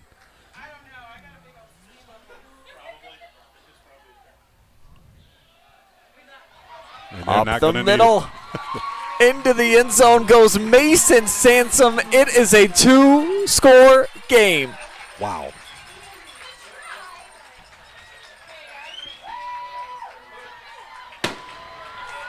And there goes the firework display. We'll run it back on the Panchos Tacos replay. Look at this push off the line. Great hole, power off tackle, quarterback power. And Mason Sansom has really come to play. And stepping in as a quarterback, you know, when his team really needed him most. He's taken leadership and is really leading his team. And this is a ball game. This is an absolute ball game when I'm telling you early on, I don't think most people here thought it would be. Coming into the game, certainly anticipating that we would get a good hard-nosed competition. Talked to a couple of people. What's your prediction? How do you see this going? I thought it would be low scoring. Never anticipated the avalanche that we got there in the first quarter and the way that Galion was able to just, it felt like take Clear Fork off guard. Right. A little bit too much speed on the edge. Special teams made some big-time plays. All of a sudden, Clear Fork's gotten their way back into this. Lots of time, 16 minutes, 24 seconds. Colts playing some phenomenal defense as well. So now it's back over on Braxton Prosser and this offense, who have been very stagnant of late. They've gone backwards. Some flags have certainly hurt them. Can he get the magic going again and recapture some of what we saw in the first quarter that got them out to that 4-score lead? Well, one of the things they've got to do, they've got to get back to running the ball effectively. You know, at halftime they were, they did not have many running yards, 38 yards rushing in the first half. They've got to be able to run the ball effectively in order to open up the passing game. So in order to help Prosser out, they've got to be able to open up some running lanes so he doesn't have so much pressure to complete every single pass. And I know he's a willing passer and he's also an effective passer, but right now they've got to show some balance, especially with that last series ending in an interception. He's shaking a little bit. You've got to be able to settle him in, get him be able to run the football, even with the quarterback. They've got to get their rushing game going, get him some quick, easy passes if you're going to throw the football, but they've got to sustain a drive here. Little bobble, the fake. There you go. Prosser shot out of a cannon. Out across midfield. Here goes Braxton Prosser near sideline. Finally tripped up. Price got him, but not until a huge gain. What, about 60 yards? Ooh. Let's run it back. First play of the possession. Tiptoes down the sideline. Looked like he was probably going to exit the boundary. Instead, stage right. Here you are, Mr. Prosser. And he broke it off for another 30 yards or so.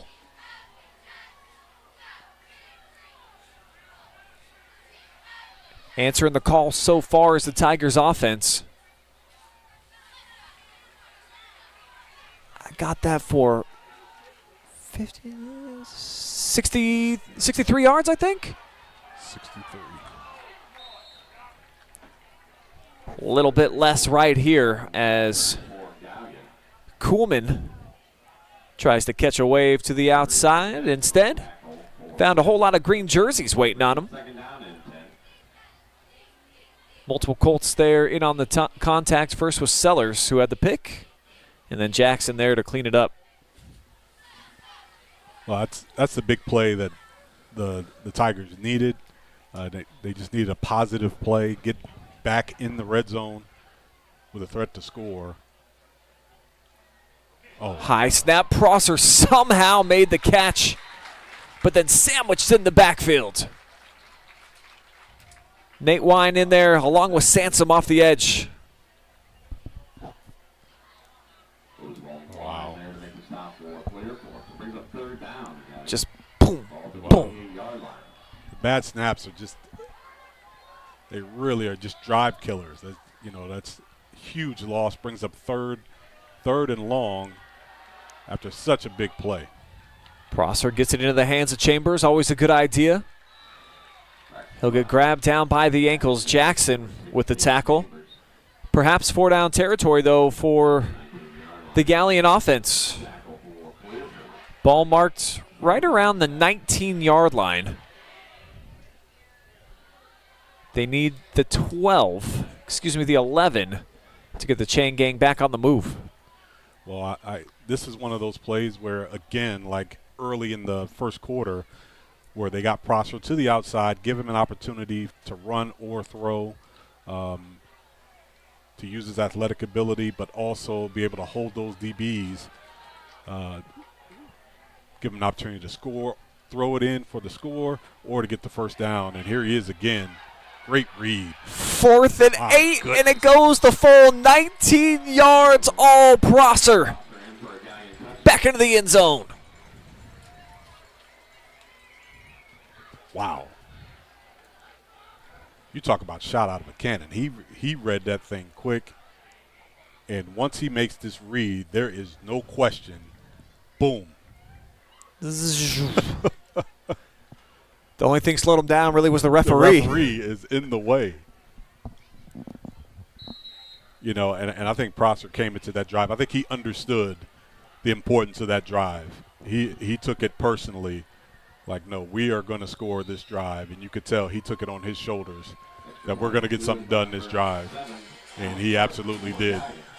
So the Tiger Marching Band back to play in the fight song yet again as Galion on the board, going up by 20.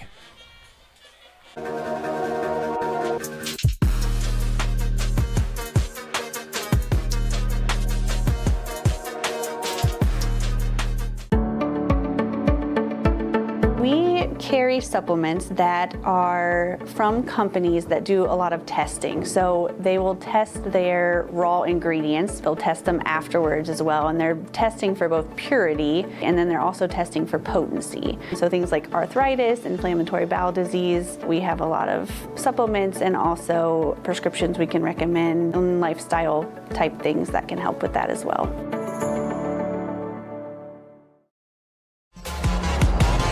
Watching Clear Folk Football on the OH Report.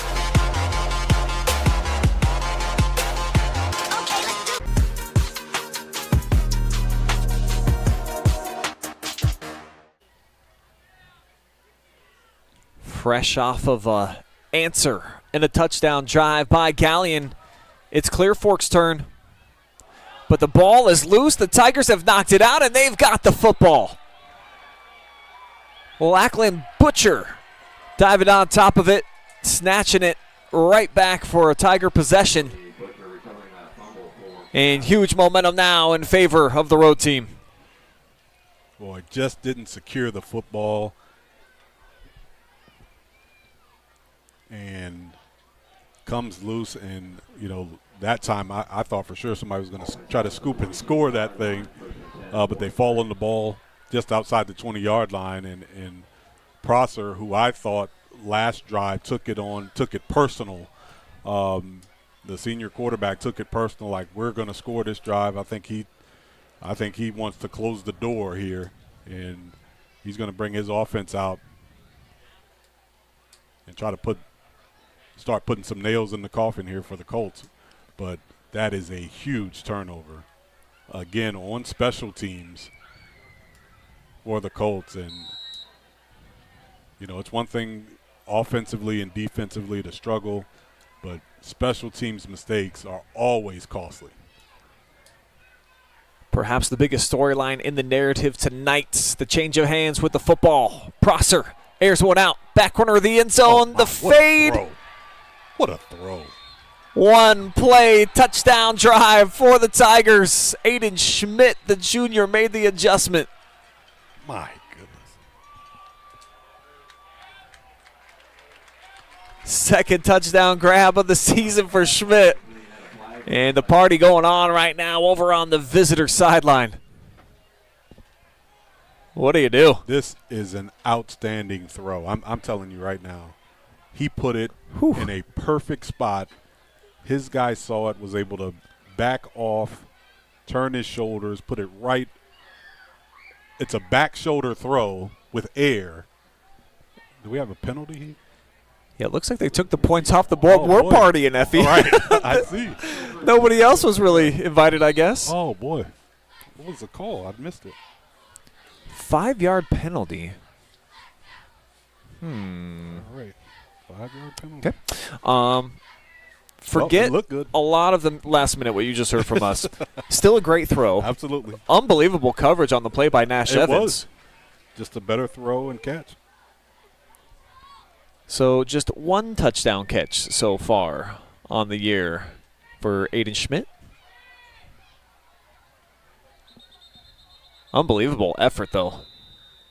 Yeah, I am very – that throw, I don't know if because it was a penalty, that means it's disqualified for top plays or anything like that, but I'm telling you right now, that throw was dynamite. I don't care what level you're playing at. That throw is a dime. Wow. And then to get the foot in as well, the wide receiver, the adjustment. Because that's good coverage. And I'm still not sure what the penalty was for. Yeah. I think we were hypnotized by the So for Clear Fork, leaves the window ajar just a bit. Heart still pumping. but you gotta keep them basically scoreless the rest of the way. Have another talk here. We got to talk some more. It's Coach Brokaw asking for something.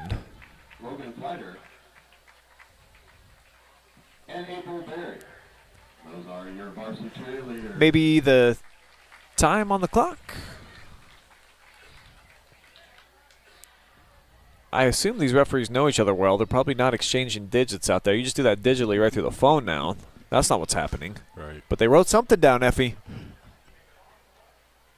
Like maybe that was a top play of the week. It didn't count, but let Brian know. I'd like to nominate that one. Well, we got some time. All right, one more time. One more time. Let's take a look. Panchos Tacos, thanks for showing this again. Well, you know, now that I look at the play, it looks like one of the Galion Tigers may have left early. That may have been the call. But, again, that's one of those penalties that hurts because it doesn't affect the outcome. But, once again, I'm nominating that for top play. Too bad it doesn't count. But you heard it here. Great throw. So we'll talk about that one tonight on the Friday Night Pigskin as Chambers wrapped up and slung down in a hurry. That's Campbell in the backfield.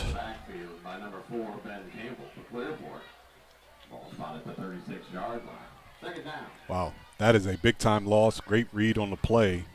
And, you know, this drive really hasn't gone well for the Tigers. Penalties and, you know, the Clear Fork defense has been in the backfield. Again, back to pass. Prosser, clean pocket across the middle. The hookup. And still running is Kurt Hay inside the 10-yard line. 5'7" freshman making more impact tonight. Had the pick 6 earlier. Now he picks up a Mechanic Bank first down.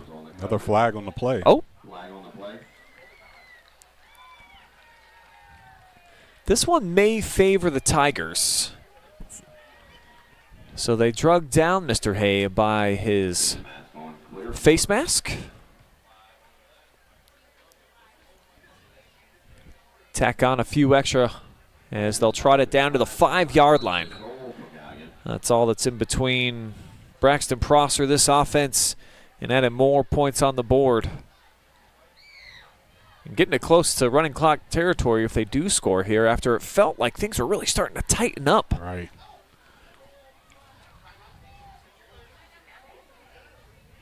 Sansom's touchdown run that trimmed it down to 2 scores was at the 4:24 mark. And 4 minutes later, we've got a much different looking and feeling ball game. Well, and I think a lot of that is because of Braxton Prosser and just being with his throws and obviously his runs has really put Galion in a really good place. And, you know, that big turnover obviously on special teams really hurt the Colts.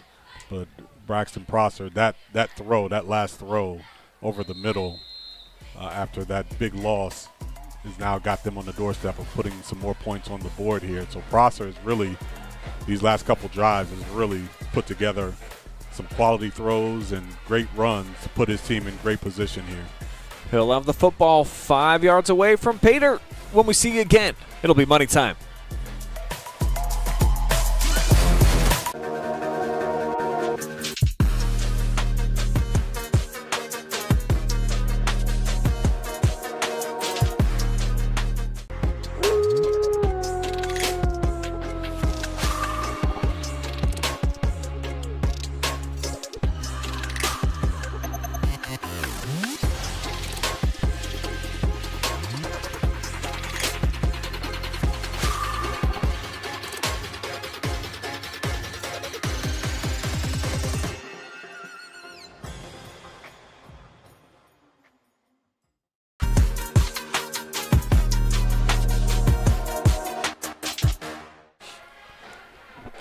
Time to make a trip to the ATM, see how much is left in the checking account, as we've got a 6/8 moon out here in the valley.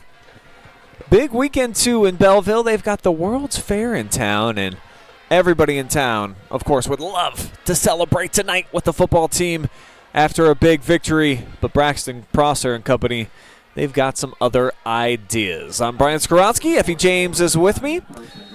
Kind of a wild game from the very start of things here. But the Tigers looking to end the way they started with a lot of points, and they will tack on 6 more right here. Cohen Adams breaking away wide open for the Tiger Tutty.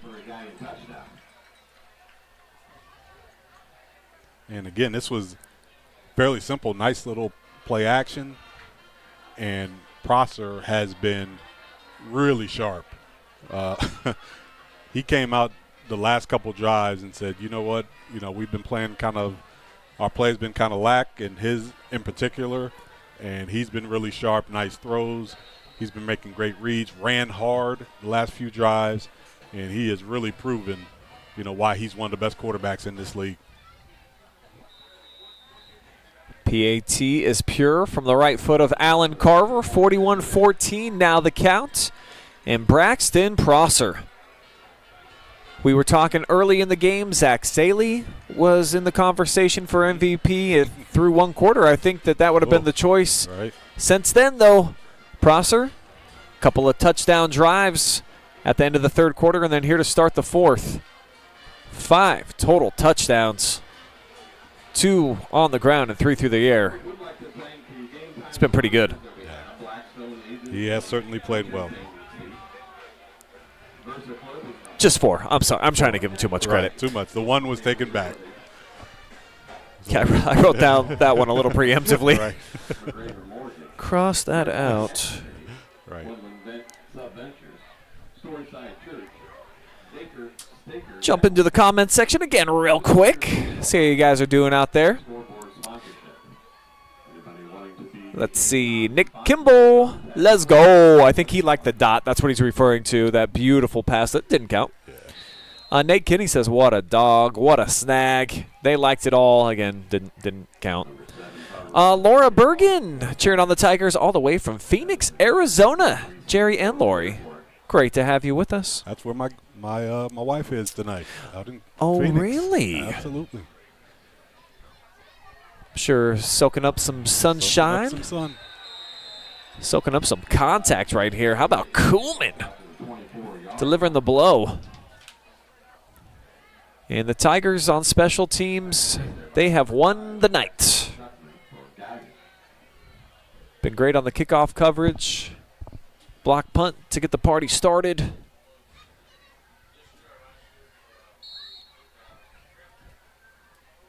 Now they're in favorable position to start 4-0 for a second consecutive season. Matt Dick has really done an exceptional job. Absolutely. And particularly, I'll have to look at the roster again. It's kind of a smaller team, at least for Galion standards. In the preseason, I think he said that they just had 4 seniors go out for the team. Let me count these up. They've got Carver, Prosser. Butcher is a senior. And then Michael Drake. So, wow. So just 4 seniors on this club, loaded with talent in the freshman class. But it's tough at the varsity ranks to get a lot of these guys to be able to be key contributors right away in this sport. Yeah. They've been able to at least get a couple.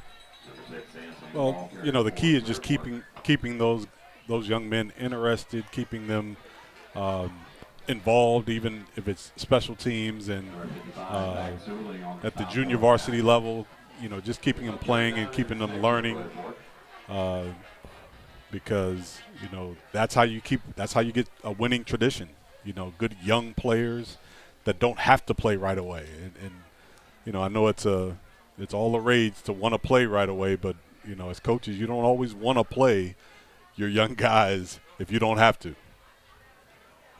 Nice. Yeah, a couple of seniors hooking up here. Sansom, heavy pressure. 2 men breathe him right down his neck and threads one in there to Jackson, who gets up a little bit slow, but he does have a mechanics bank first down. Kid's been a warrior these first 4 weeks of the season. Jackson by far the top receiving threat so far for Clear Fork, the only one over 100 yards on the season. Yeah, Jackson ran a long crossing route, done a really good job of staying in his quarterback's vision that time, came in with the grab. A little bit of a crease here for Schmidt to knife through. And he'll get out to the 36. So I actually misspoke. That was 4th and a foot. I thought that they had awarded him the first down, and Schmidt was able to shovel his way through there and get a fresh set. Colts have been moving the football since the start of the second quarter. Had a touchdown from Mason Sansom in the second and the third, but they'll have a flag here to stunt some of their momentum and progress. Actually, no, it's going to be encroachment against the Tigers. Yeah, and again, I would say since the second quarter, this offense has been, you know, they really have been solid. They played well. They've moved the football, and you know they just had a different, feel. They've been able to run off tackle as this is right here, and they've moved the football and moved the chains. Exactly what they've been wanting to do since that second quarter. It's another Mechanics Bank first down dash here for Porter Schmidt. Finds a little bit of a crease, and he's able to spring through into Galion territory all the way down to the 42-yard line.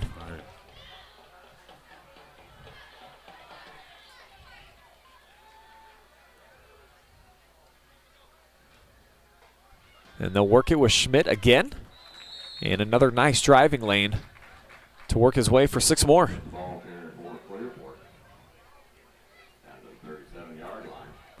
So moving forward for the Colts, no matter what happens in this game, and you know there's still just over 8 minutes to play in this game. This is their identity. You know, this is who they're going to be. They're going to be able to. They have to run the football. They're going to have to do some play action. They're going to have to run their quarterback. You know, whether it ends up being Sanson or Maltrich, it's going to. They're going to have to play this offense, and that's. Or Hoflich, I'm sorry. That's who they're going to be. And they play this offense well, but they cannot shoot themselves in the foot with penalties and of course they want to play better on special teams. But, I'm sure all things being level, if Coach Brokaw could take that first quarter back, we'd be looking at a really competitive ball game right now. Same play design as we saw. They went for a first down this time. It's Cohen Adams. He's able to disrupt it before it really has a chance to take off. As Schmidt breaks it to the wide. Knocked down for maybe a gain of 1. So 3rd down. Colts are going to need 9. Haven't had to put it up in the air except for once so far in this drive. Jackson was a target then. He's flanked out to the bottom of your screen right now. Instead, it'll be Appleman. And how about this? Wow. Dicing his way into the 2nd and 3rd level and then reaches for Mechanics Bank first down.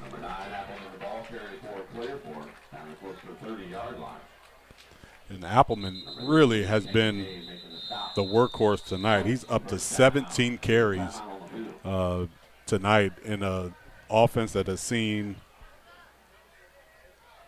6 different people, the Colts, carry the football. He's got 17 carries, so really being the workhorse tonight. And their offense is, since the second quarter, has really been moving the football well.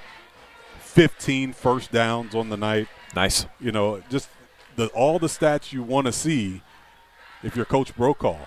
You know, just take away the first quarter.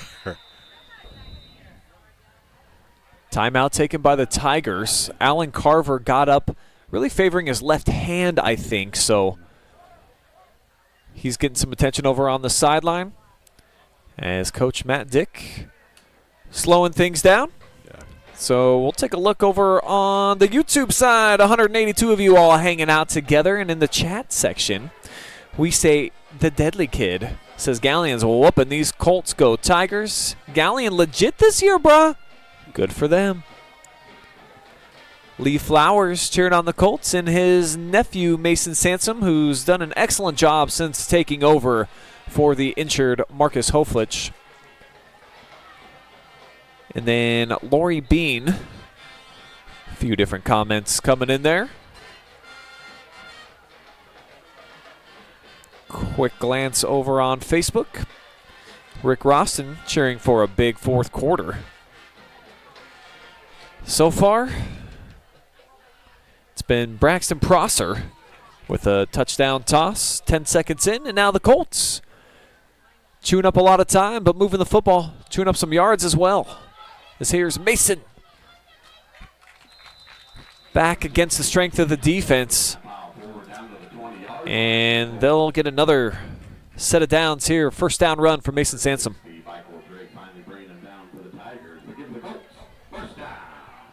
Mason Sansom, who's done an excellent job here at quarterback, and hopefully Marcus Hoflich is able to come back and be able to rejoin the team and get healthy, and it just adds another weapon to this Colt offense. But having a weapon like Sansom, no matter where he plays, he's going to be an asset to this Colt offense. More penalties at the line of scrimmage, and it'll be encroachment again against the Tigers. I've had a few of these already on this drive. Wow. And it was, I think, 4 different Galion players all jumped at the same time. So it must have been a nice hard count there from Mason, earning 5 freebies. So first and short, they'll just need 5. They'll put it in the hands of Schmidt. He'll run into Shifley. Brought down. Pick up a 3.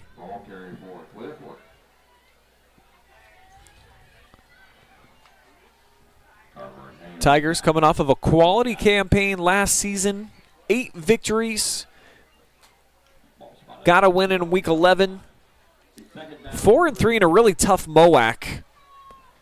Again this year, I think it's about as deep as it's been since the league formed. So it's going to be a tough league for anybody to win, as we see Ontario is about to go to 4-0. Looks like Shelby as well will be undefeated at the end of the evening, along with the Tigers. So we'll have 3 teams all tied for first place after tonight.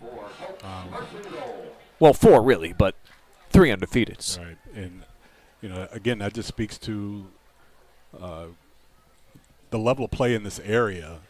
Just is, has been good, and really Ontario. And I think we were speaking about Ontario before. The expectation just wasn't there. Them graduating so many quality seniors last year. We just didn't expect for them to come back and be so competitive right away. Of course, they've got a star at quarterback and, a generational talent at quarterback, but they are, they have come together as a team and are playing really well.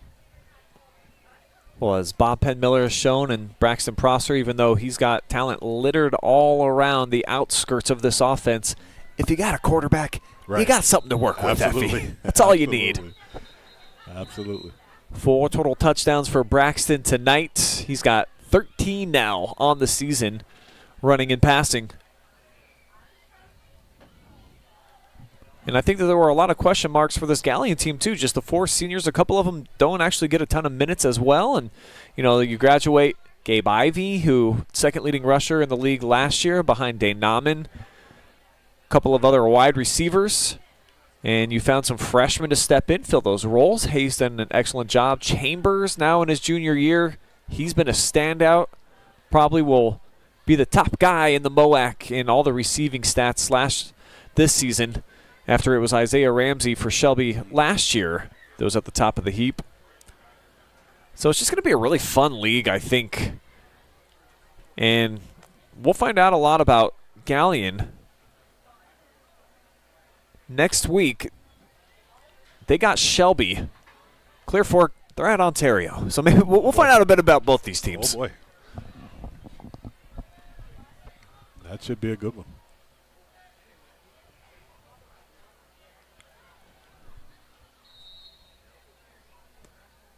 Straighten things out. And on 2nd and goal, hit right at the line of scrimmage. Just nowhere to go that time. That's exactly where Schmidt ends up, right where he started. Well, here the Colts, again, when we talk about the way they want to play, they started this drive with just under 9 minutes to go. Here we are with just over 4 minutes to go. But again, this is how they want to play. So no matter who they play, and they're going to try to control the clock.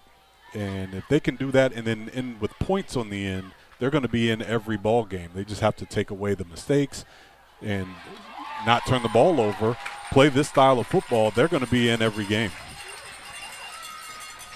Throw another touchdown on the board here with 4:12 to go. It's the first of the season for Porter Schmidt. Right in front of the student section in the band as well. The best place to score if you're rocking a green uniform.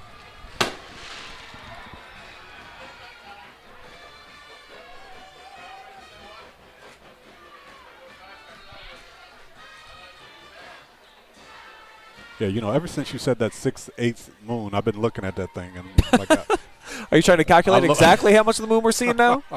No, I'm like an astronomy person. I kind of like astronomy, so I'm like, I don't think I've ever heard that, but I like it. I think I'm going to start using it. I'm not much of a fraction person, Effie. I just throw out numbers sometimes. But it feels like about I like that. 2/8 of the moon are not being seen tonight. That's how I feel. I like that, though. Porter Schmidt, welcome to the end zone. A big hug. Picked up by one of his linemen, Caden Schlosser. God, what a game for Blake Schlosser last week. 16 tackles, 4 TFLs against Lexington. So this defense, they can play. It's not going to show on the final score tonight with the 41 points. But the short fields in the first half that we talked about, I mean, they were 9 yards away on the second drive, 6 yards away on the first drive. Pick 6, block punt. Right. Just, you're right. If they could do the Men in Black thing and just, hey, forget about that first quarter. Let's pick up football starting in the second.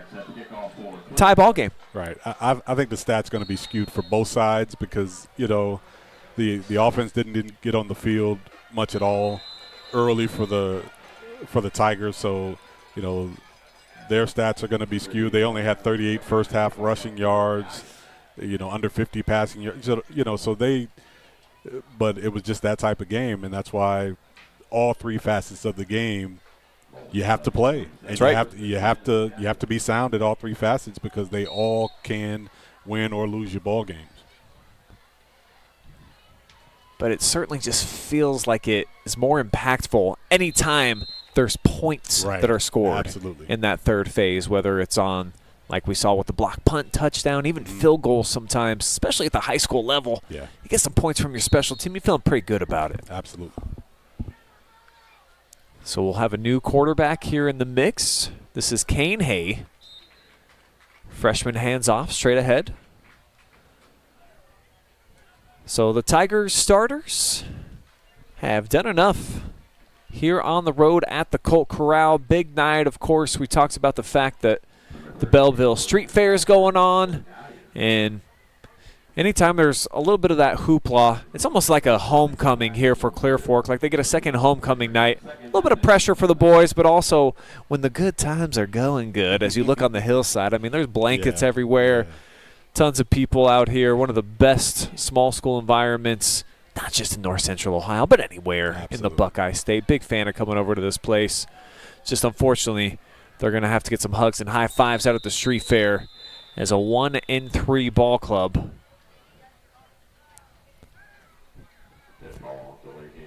Yeah, it's a tough game today, but I will say from the coach's perspective, Coach Brokaw is going to be able to, really focus their kids on the little things as it pertains to the football game. And this game was, you could really say lost on the little things. When they really settled in and played the game, they were right there. It was a toe-to-toe ball game. but it was the little things. It was the special teams. It was, it was a turnover here, a turnover there, but, they threw a pick, but so did Galion. So it was, some little things, but to Galion's credit, they took advantage and scored points, like you said. They scored points off of Clear Fork mistakes, and that was the biggest difference. Sometimes you just get the ball, but they scored points, and that was the big difference. They got that huge lead early, and the coach just could never recover. Just a landslide for Galion right on top of Clear Fork at their place in that opening frame. Since then, it's been the Colts 21, Galion 14. Wow. Prosser over on the sideline, 4 total touchdowns. Here's his backup, the freshman. And welcome to the varsity level, Mr. Hay. I think he's got in a couple of times this season. Yeah, with those leads, I think he's got some playing time.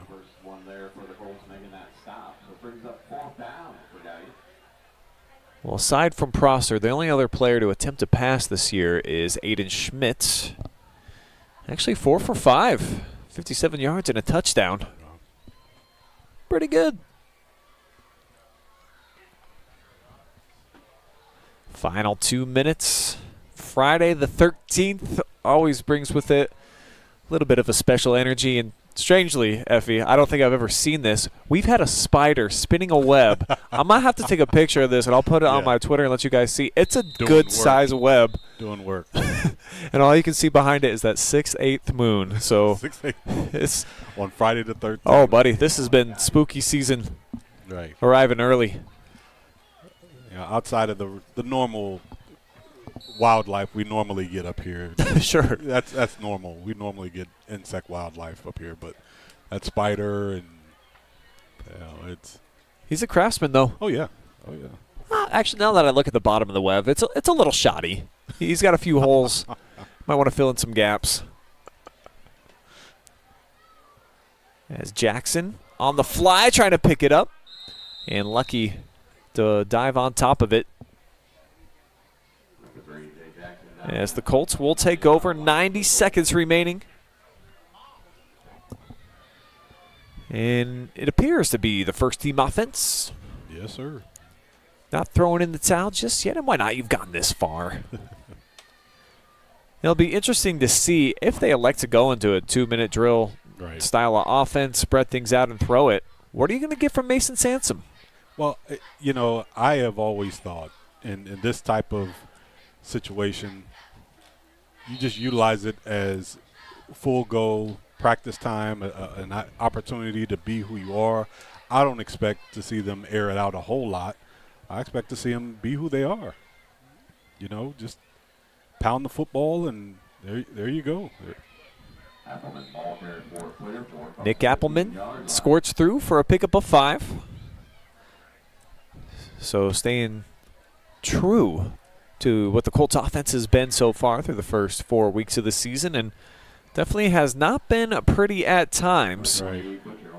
When you think about the fact just averaging 62 passing yards a game, only 97 on the ground. Yeah, one of the things I think they're going to have to do is find some passing lanes, or they've got some athletic quarterbacks and Hoflich and Sansom both, but they've got to find some rollouts or something easy that they can complete just to open up this offense just a bit, and that'll help out their running game a little bit more. 51 Blake Blue ball making the tackle for Galion. Colts first down. Yeah, the Colts have not shown an ability to be very multiple here tonight. Last week, they were just able to just smash and dash against Lexington, kind of took their will away. Not the Tigers, not the way that they started things, like a bolt of lightning out here on the road.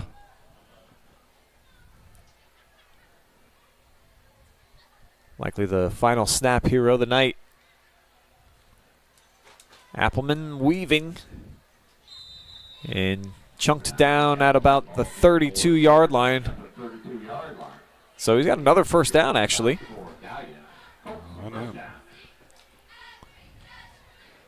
But that will finish things up. Gutsy performance for the Colts after not only getting punched in the mouth, but the gut, kneecaps taken out all in the first about 10 minutes. They regroup and put up a battle here, but it's the Galion Tigers riding out with a 4-0 spotless mark, and more importantly, 1-0 in the MOAC, still chasing that first league title, and they're off to a nice start.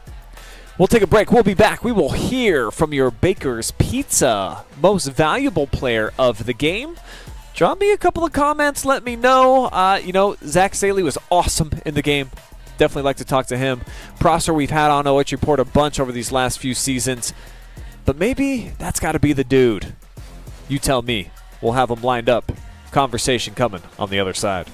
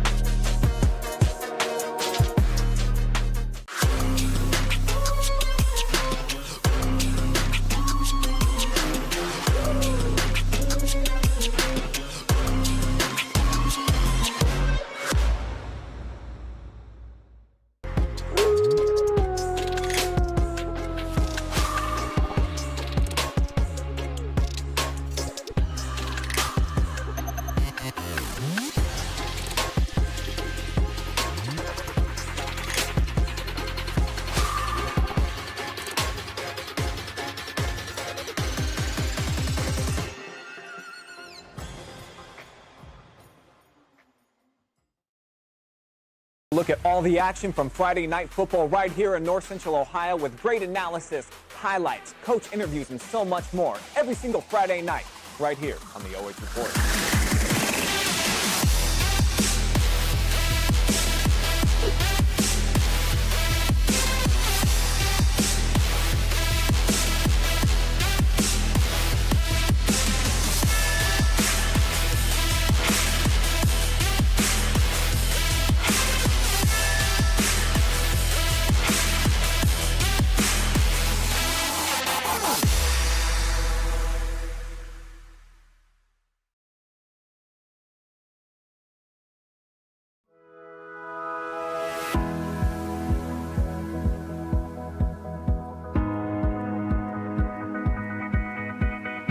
We are a compounding pharmacy, so we compound medication that people are not able to find other places. We can make oral liquids, so like liquids you take by mouth. We make creams and ointments, so if you need a medication delivered topically or through the skin, we can get medication into creams that way. We can also make medications into capsules, as well as suppositories, nasal sprays if you need it, things like that. I think one of the things that makes Wellspring so unique is to give the patient that ability to choose between traditional and or complementary. If you're needing medication and you're not able to find what you need, or you need it to go into your body in a different way, that's what we help with.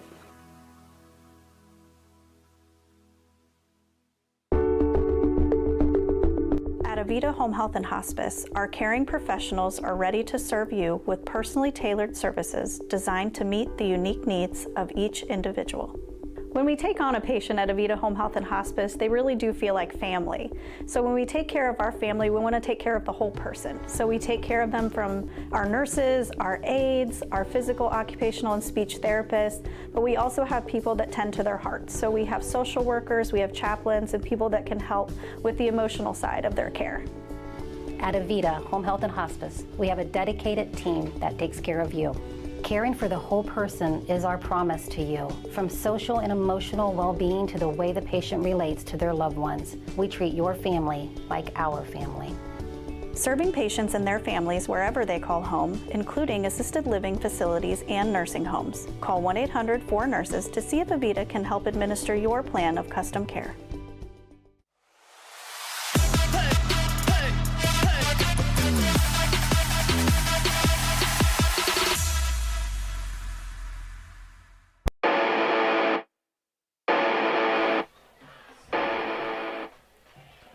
Tonight's high school football broadcast brought to you folks live and free thanks to our generous sponsors, including Wellspring Custom Pharmacy, helping you choose effective vitamins and supplements. They can prepare custom medications as prescribed by your healthcare provider or your veterinarian to manage hormone balance, mouth soreness, pain, autoimmune conditions, and many more. Mechanics Bank, Richland County's only independent community bank. Avita Home Health and Hospice, providing high-quality community health care and improving the quality of health in families throughout their lifespan. Panchos Tacos, come on down and have the best food and drinks in town. Locations in Mansfield, Bellville, and now Mount Vernon. Try the selection of tacos, rice bowls, fajitas, and of course, margaritas. Come see them after the game, amigos. Baker's Pizza is the place to go after every local game or to watch your favorite team in action. Come join Baker's and try their pizza of the month. Tonight's broadcast also presented by Buckeye Horizon Heating, Cooling, and Plumbing, your local trained comfort specialist, and Jackson Well Services, family owned and operated since 1977, serving all of Ohio. We'll be right back. I see our MVP making his way up here into the booth. We'll talk to Braxton Prosser right after this.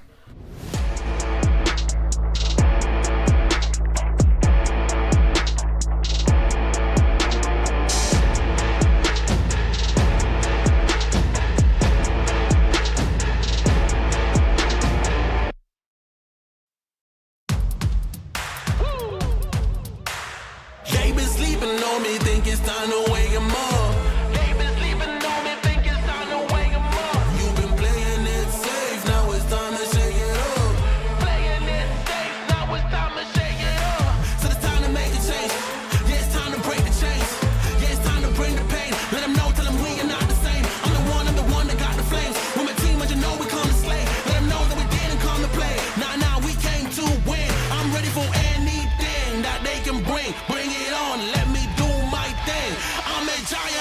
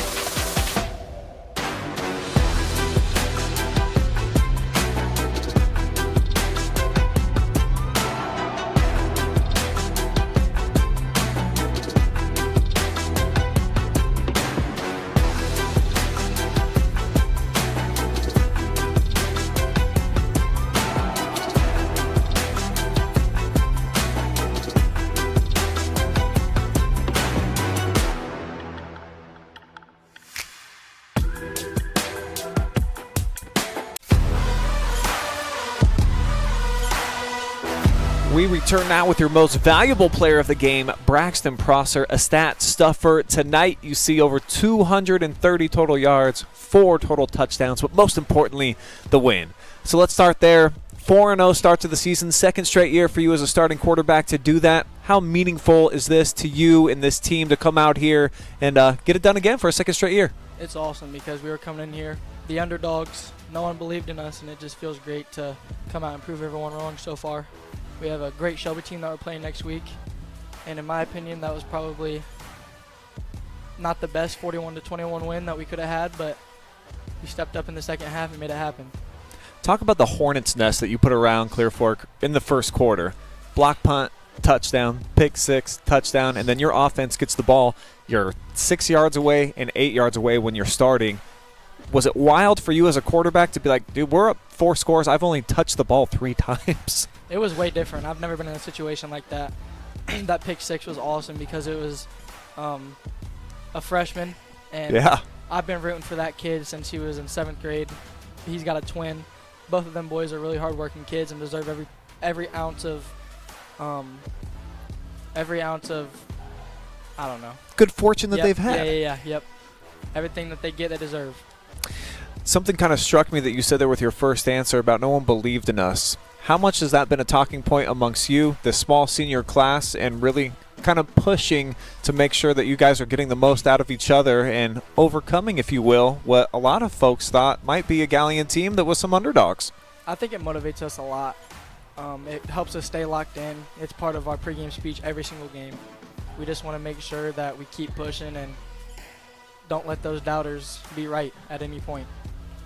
So for you, you've brought a nice dual threat here to this program, over 100 rushing yards tonight, over 100 passing yards.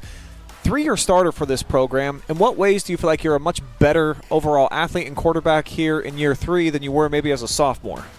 As a sophomore, I wasn't the most intelligent quarterback.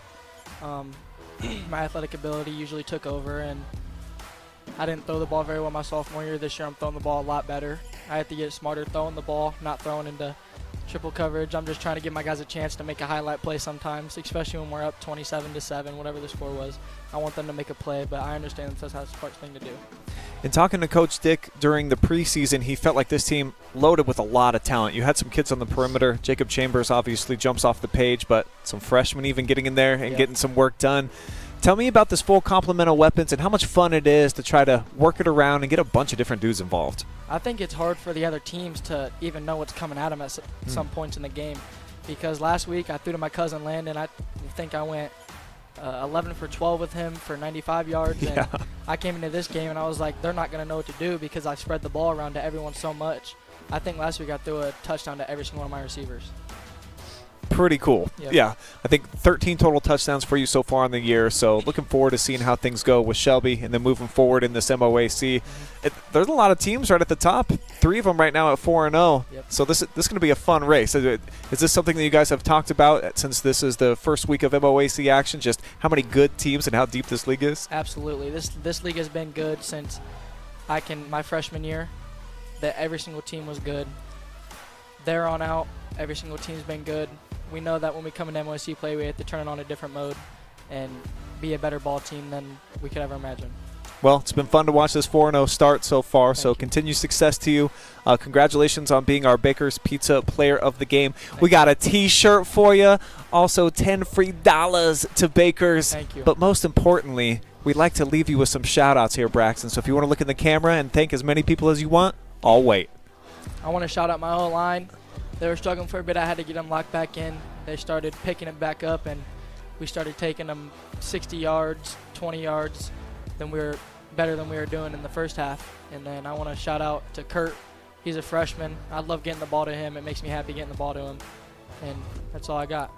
All right, Braxton Prosser, your Baker's Pizza MVP.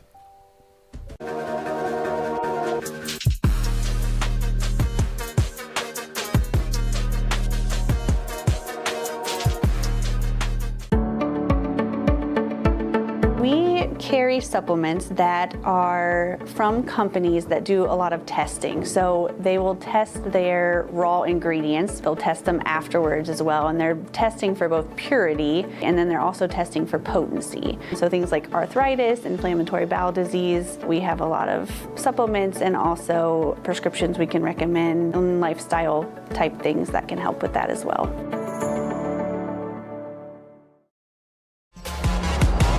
You're watching Clear Fork Football on the OH Report.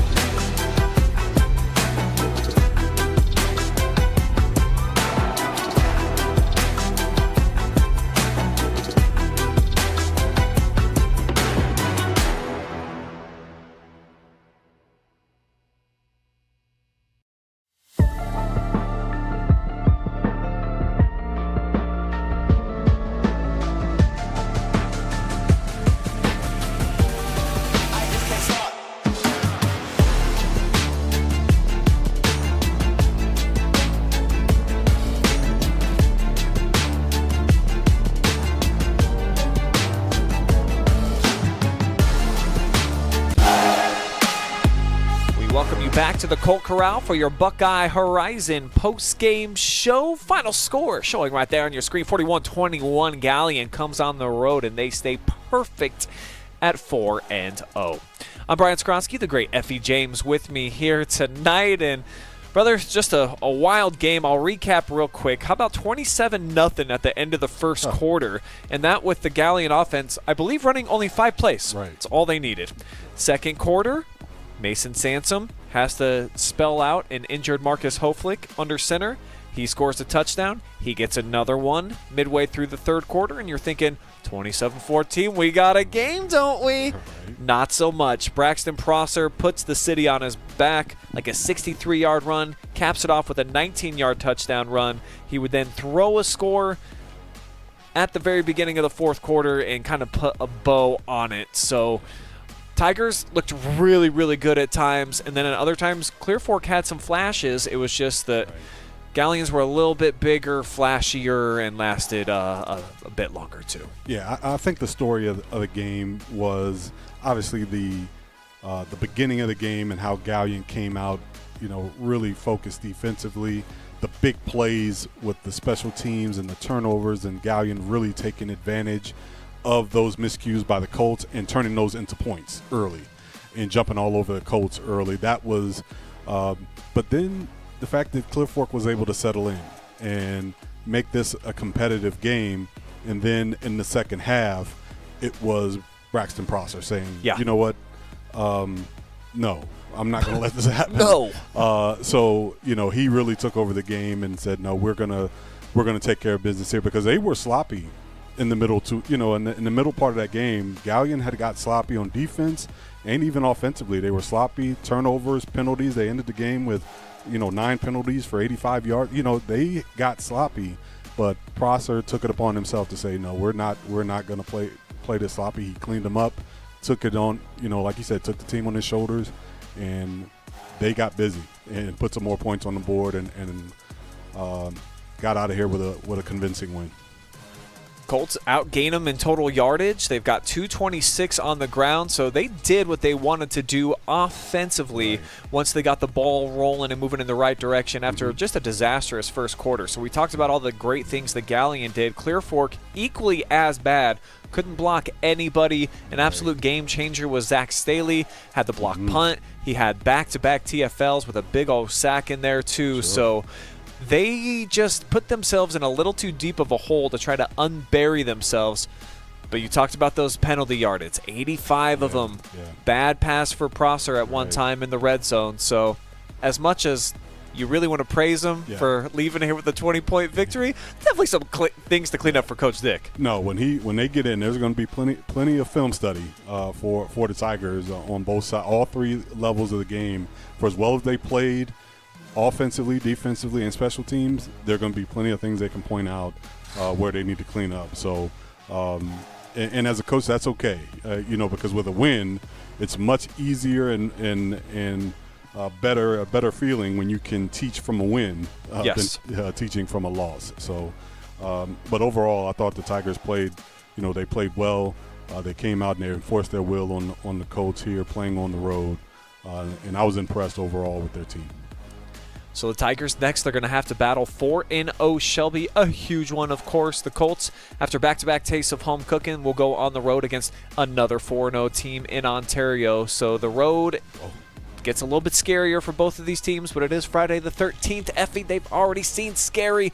They'll move forward. 6/8 moon and all that. Ooh-wee. Quick thoughts on both of those contests. Well, I again, the Colts have seen some really tough competition. I think they're ready for anything. I think this game, more than anything else, should have them prepared and let them know that we can play. As long as we get away from the mistakes, we can play with anybody. We can enforce our will on any team. If they play the way they played here in the last 3 quarters, they can play with any team. And I think they can come. If they can come into the game next week with that type of confidence, I think they'll be okay. And in terms of Galion, same thing for them. Clean up the mistakes, and they've got a tough game ahead of them. They've got to be thinking, look, we've got some of the best players in this league. If we've got arguably the best quarterback in this league, we can play with anybody too. We've just got to clean up some mistakes and got to play consistently throughout the game. So I think both these teams could be looking at a quality, some quality games next week, but they've got to cut down on the mistakes. Both teams played well at times, but played poor at times. But next week is a time for where both of them can really get right. So the Colts dip to 1-3 with the loss as Galion emerges still unbeaten 4-0 and looking for more next week when they take on Shelby. Got to give some shout-outs here. We always let our MVPs. How about me to all our generous sponsors, including Jackson Well Services, Baker's Pizza, Buckeye Horizon Heating and Cooling, our friends over at Panchos Tacos, Mechanics Bank, Avita Home Health and Hospice, and the Wellspring Custom Pharmacy and Health Source. Jeremy Peoples, our camera operator tonight, getting it done, bringing you all the fabulous views from the top shelf here in the Valley. Effie James, my color commentator, doing a superb job per always. I'm Brian Skowronski, not signing out permanently for tonight. I'll see you guys on the Friday Night Pigskin in about an hour and a half. Enjoy your weekend. If I don't see you then, you can always watch us back live and free on the future of local sports. So long for now.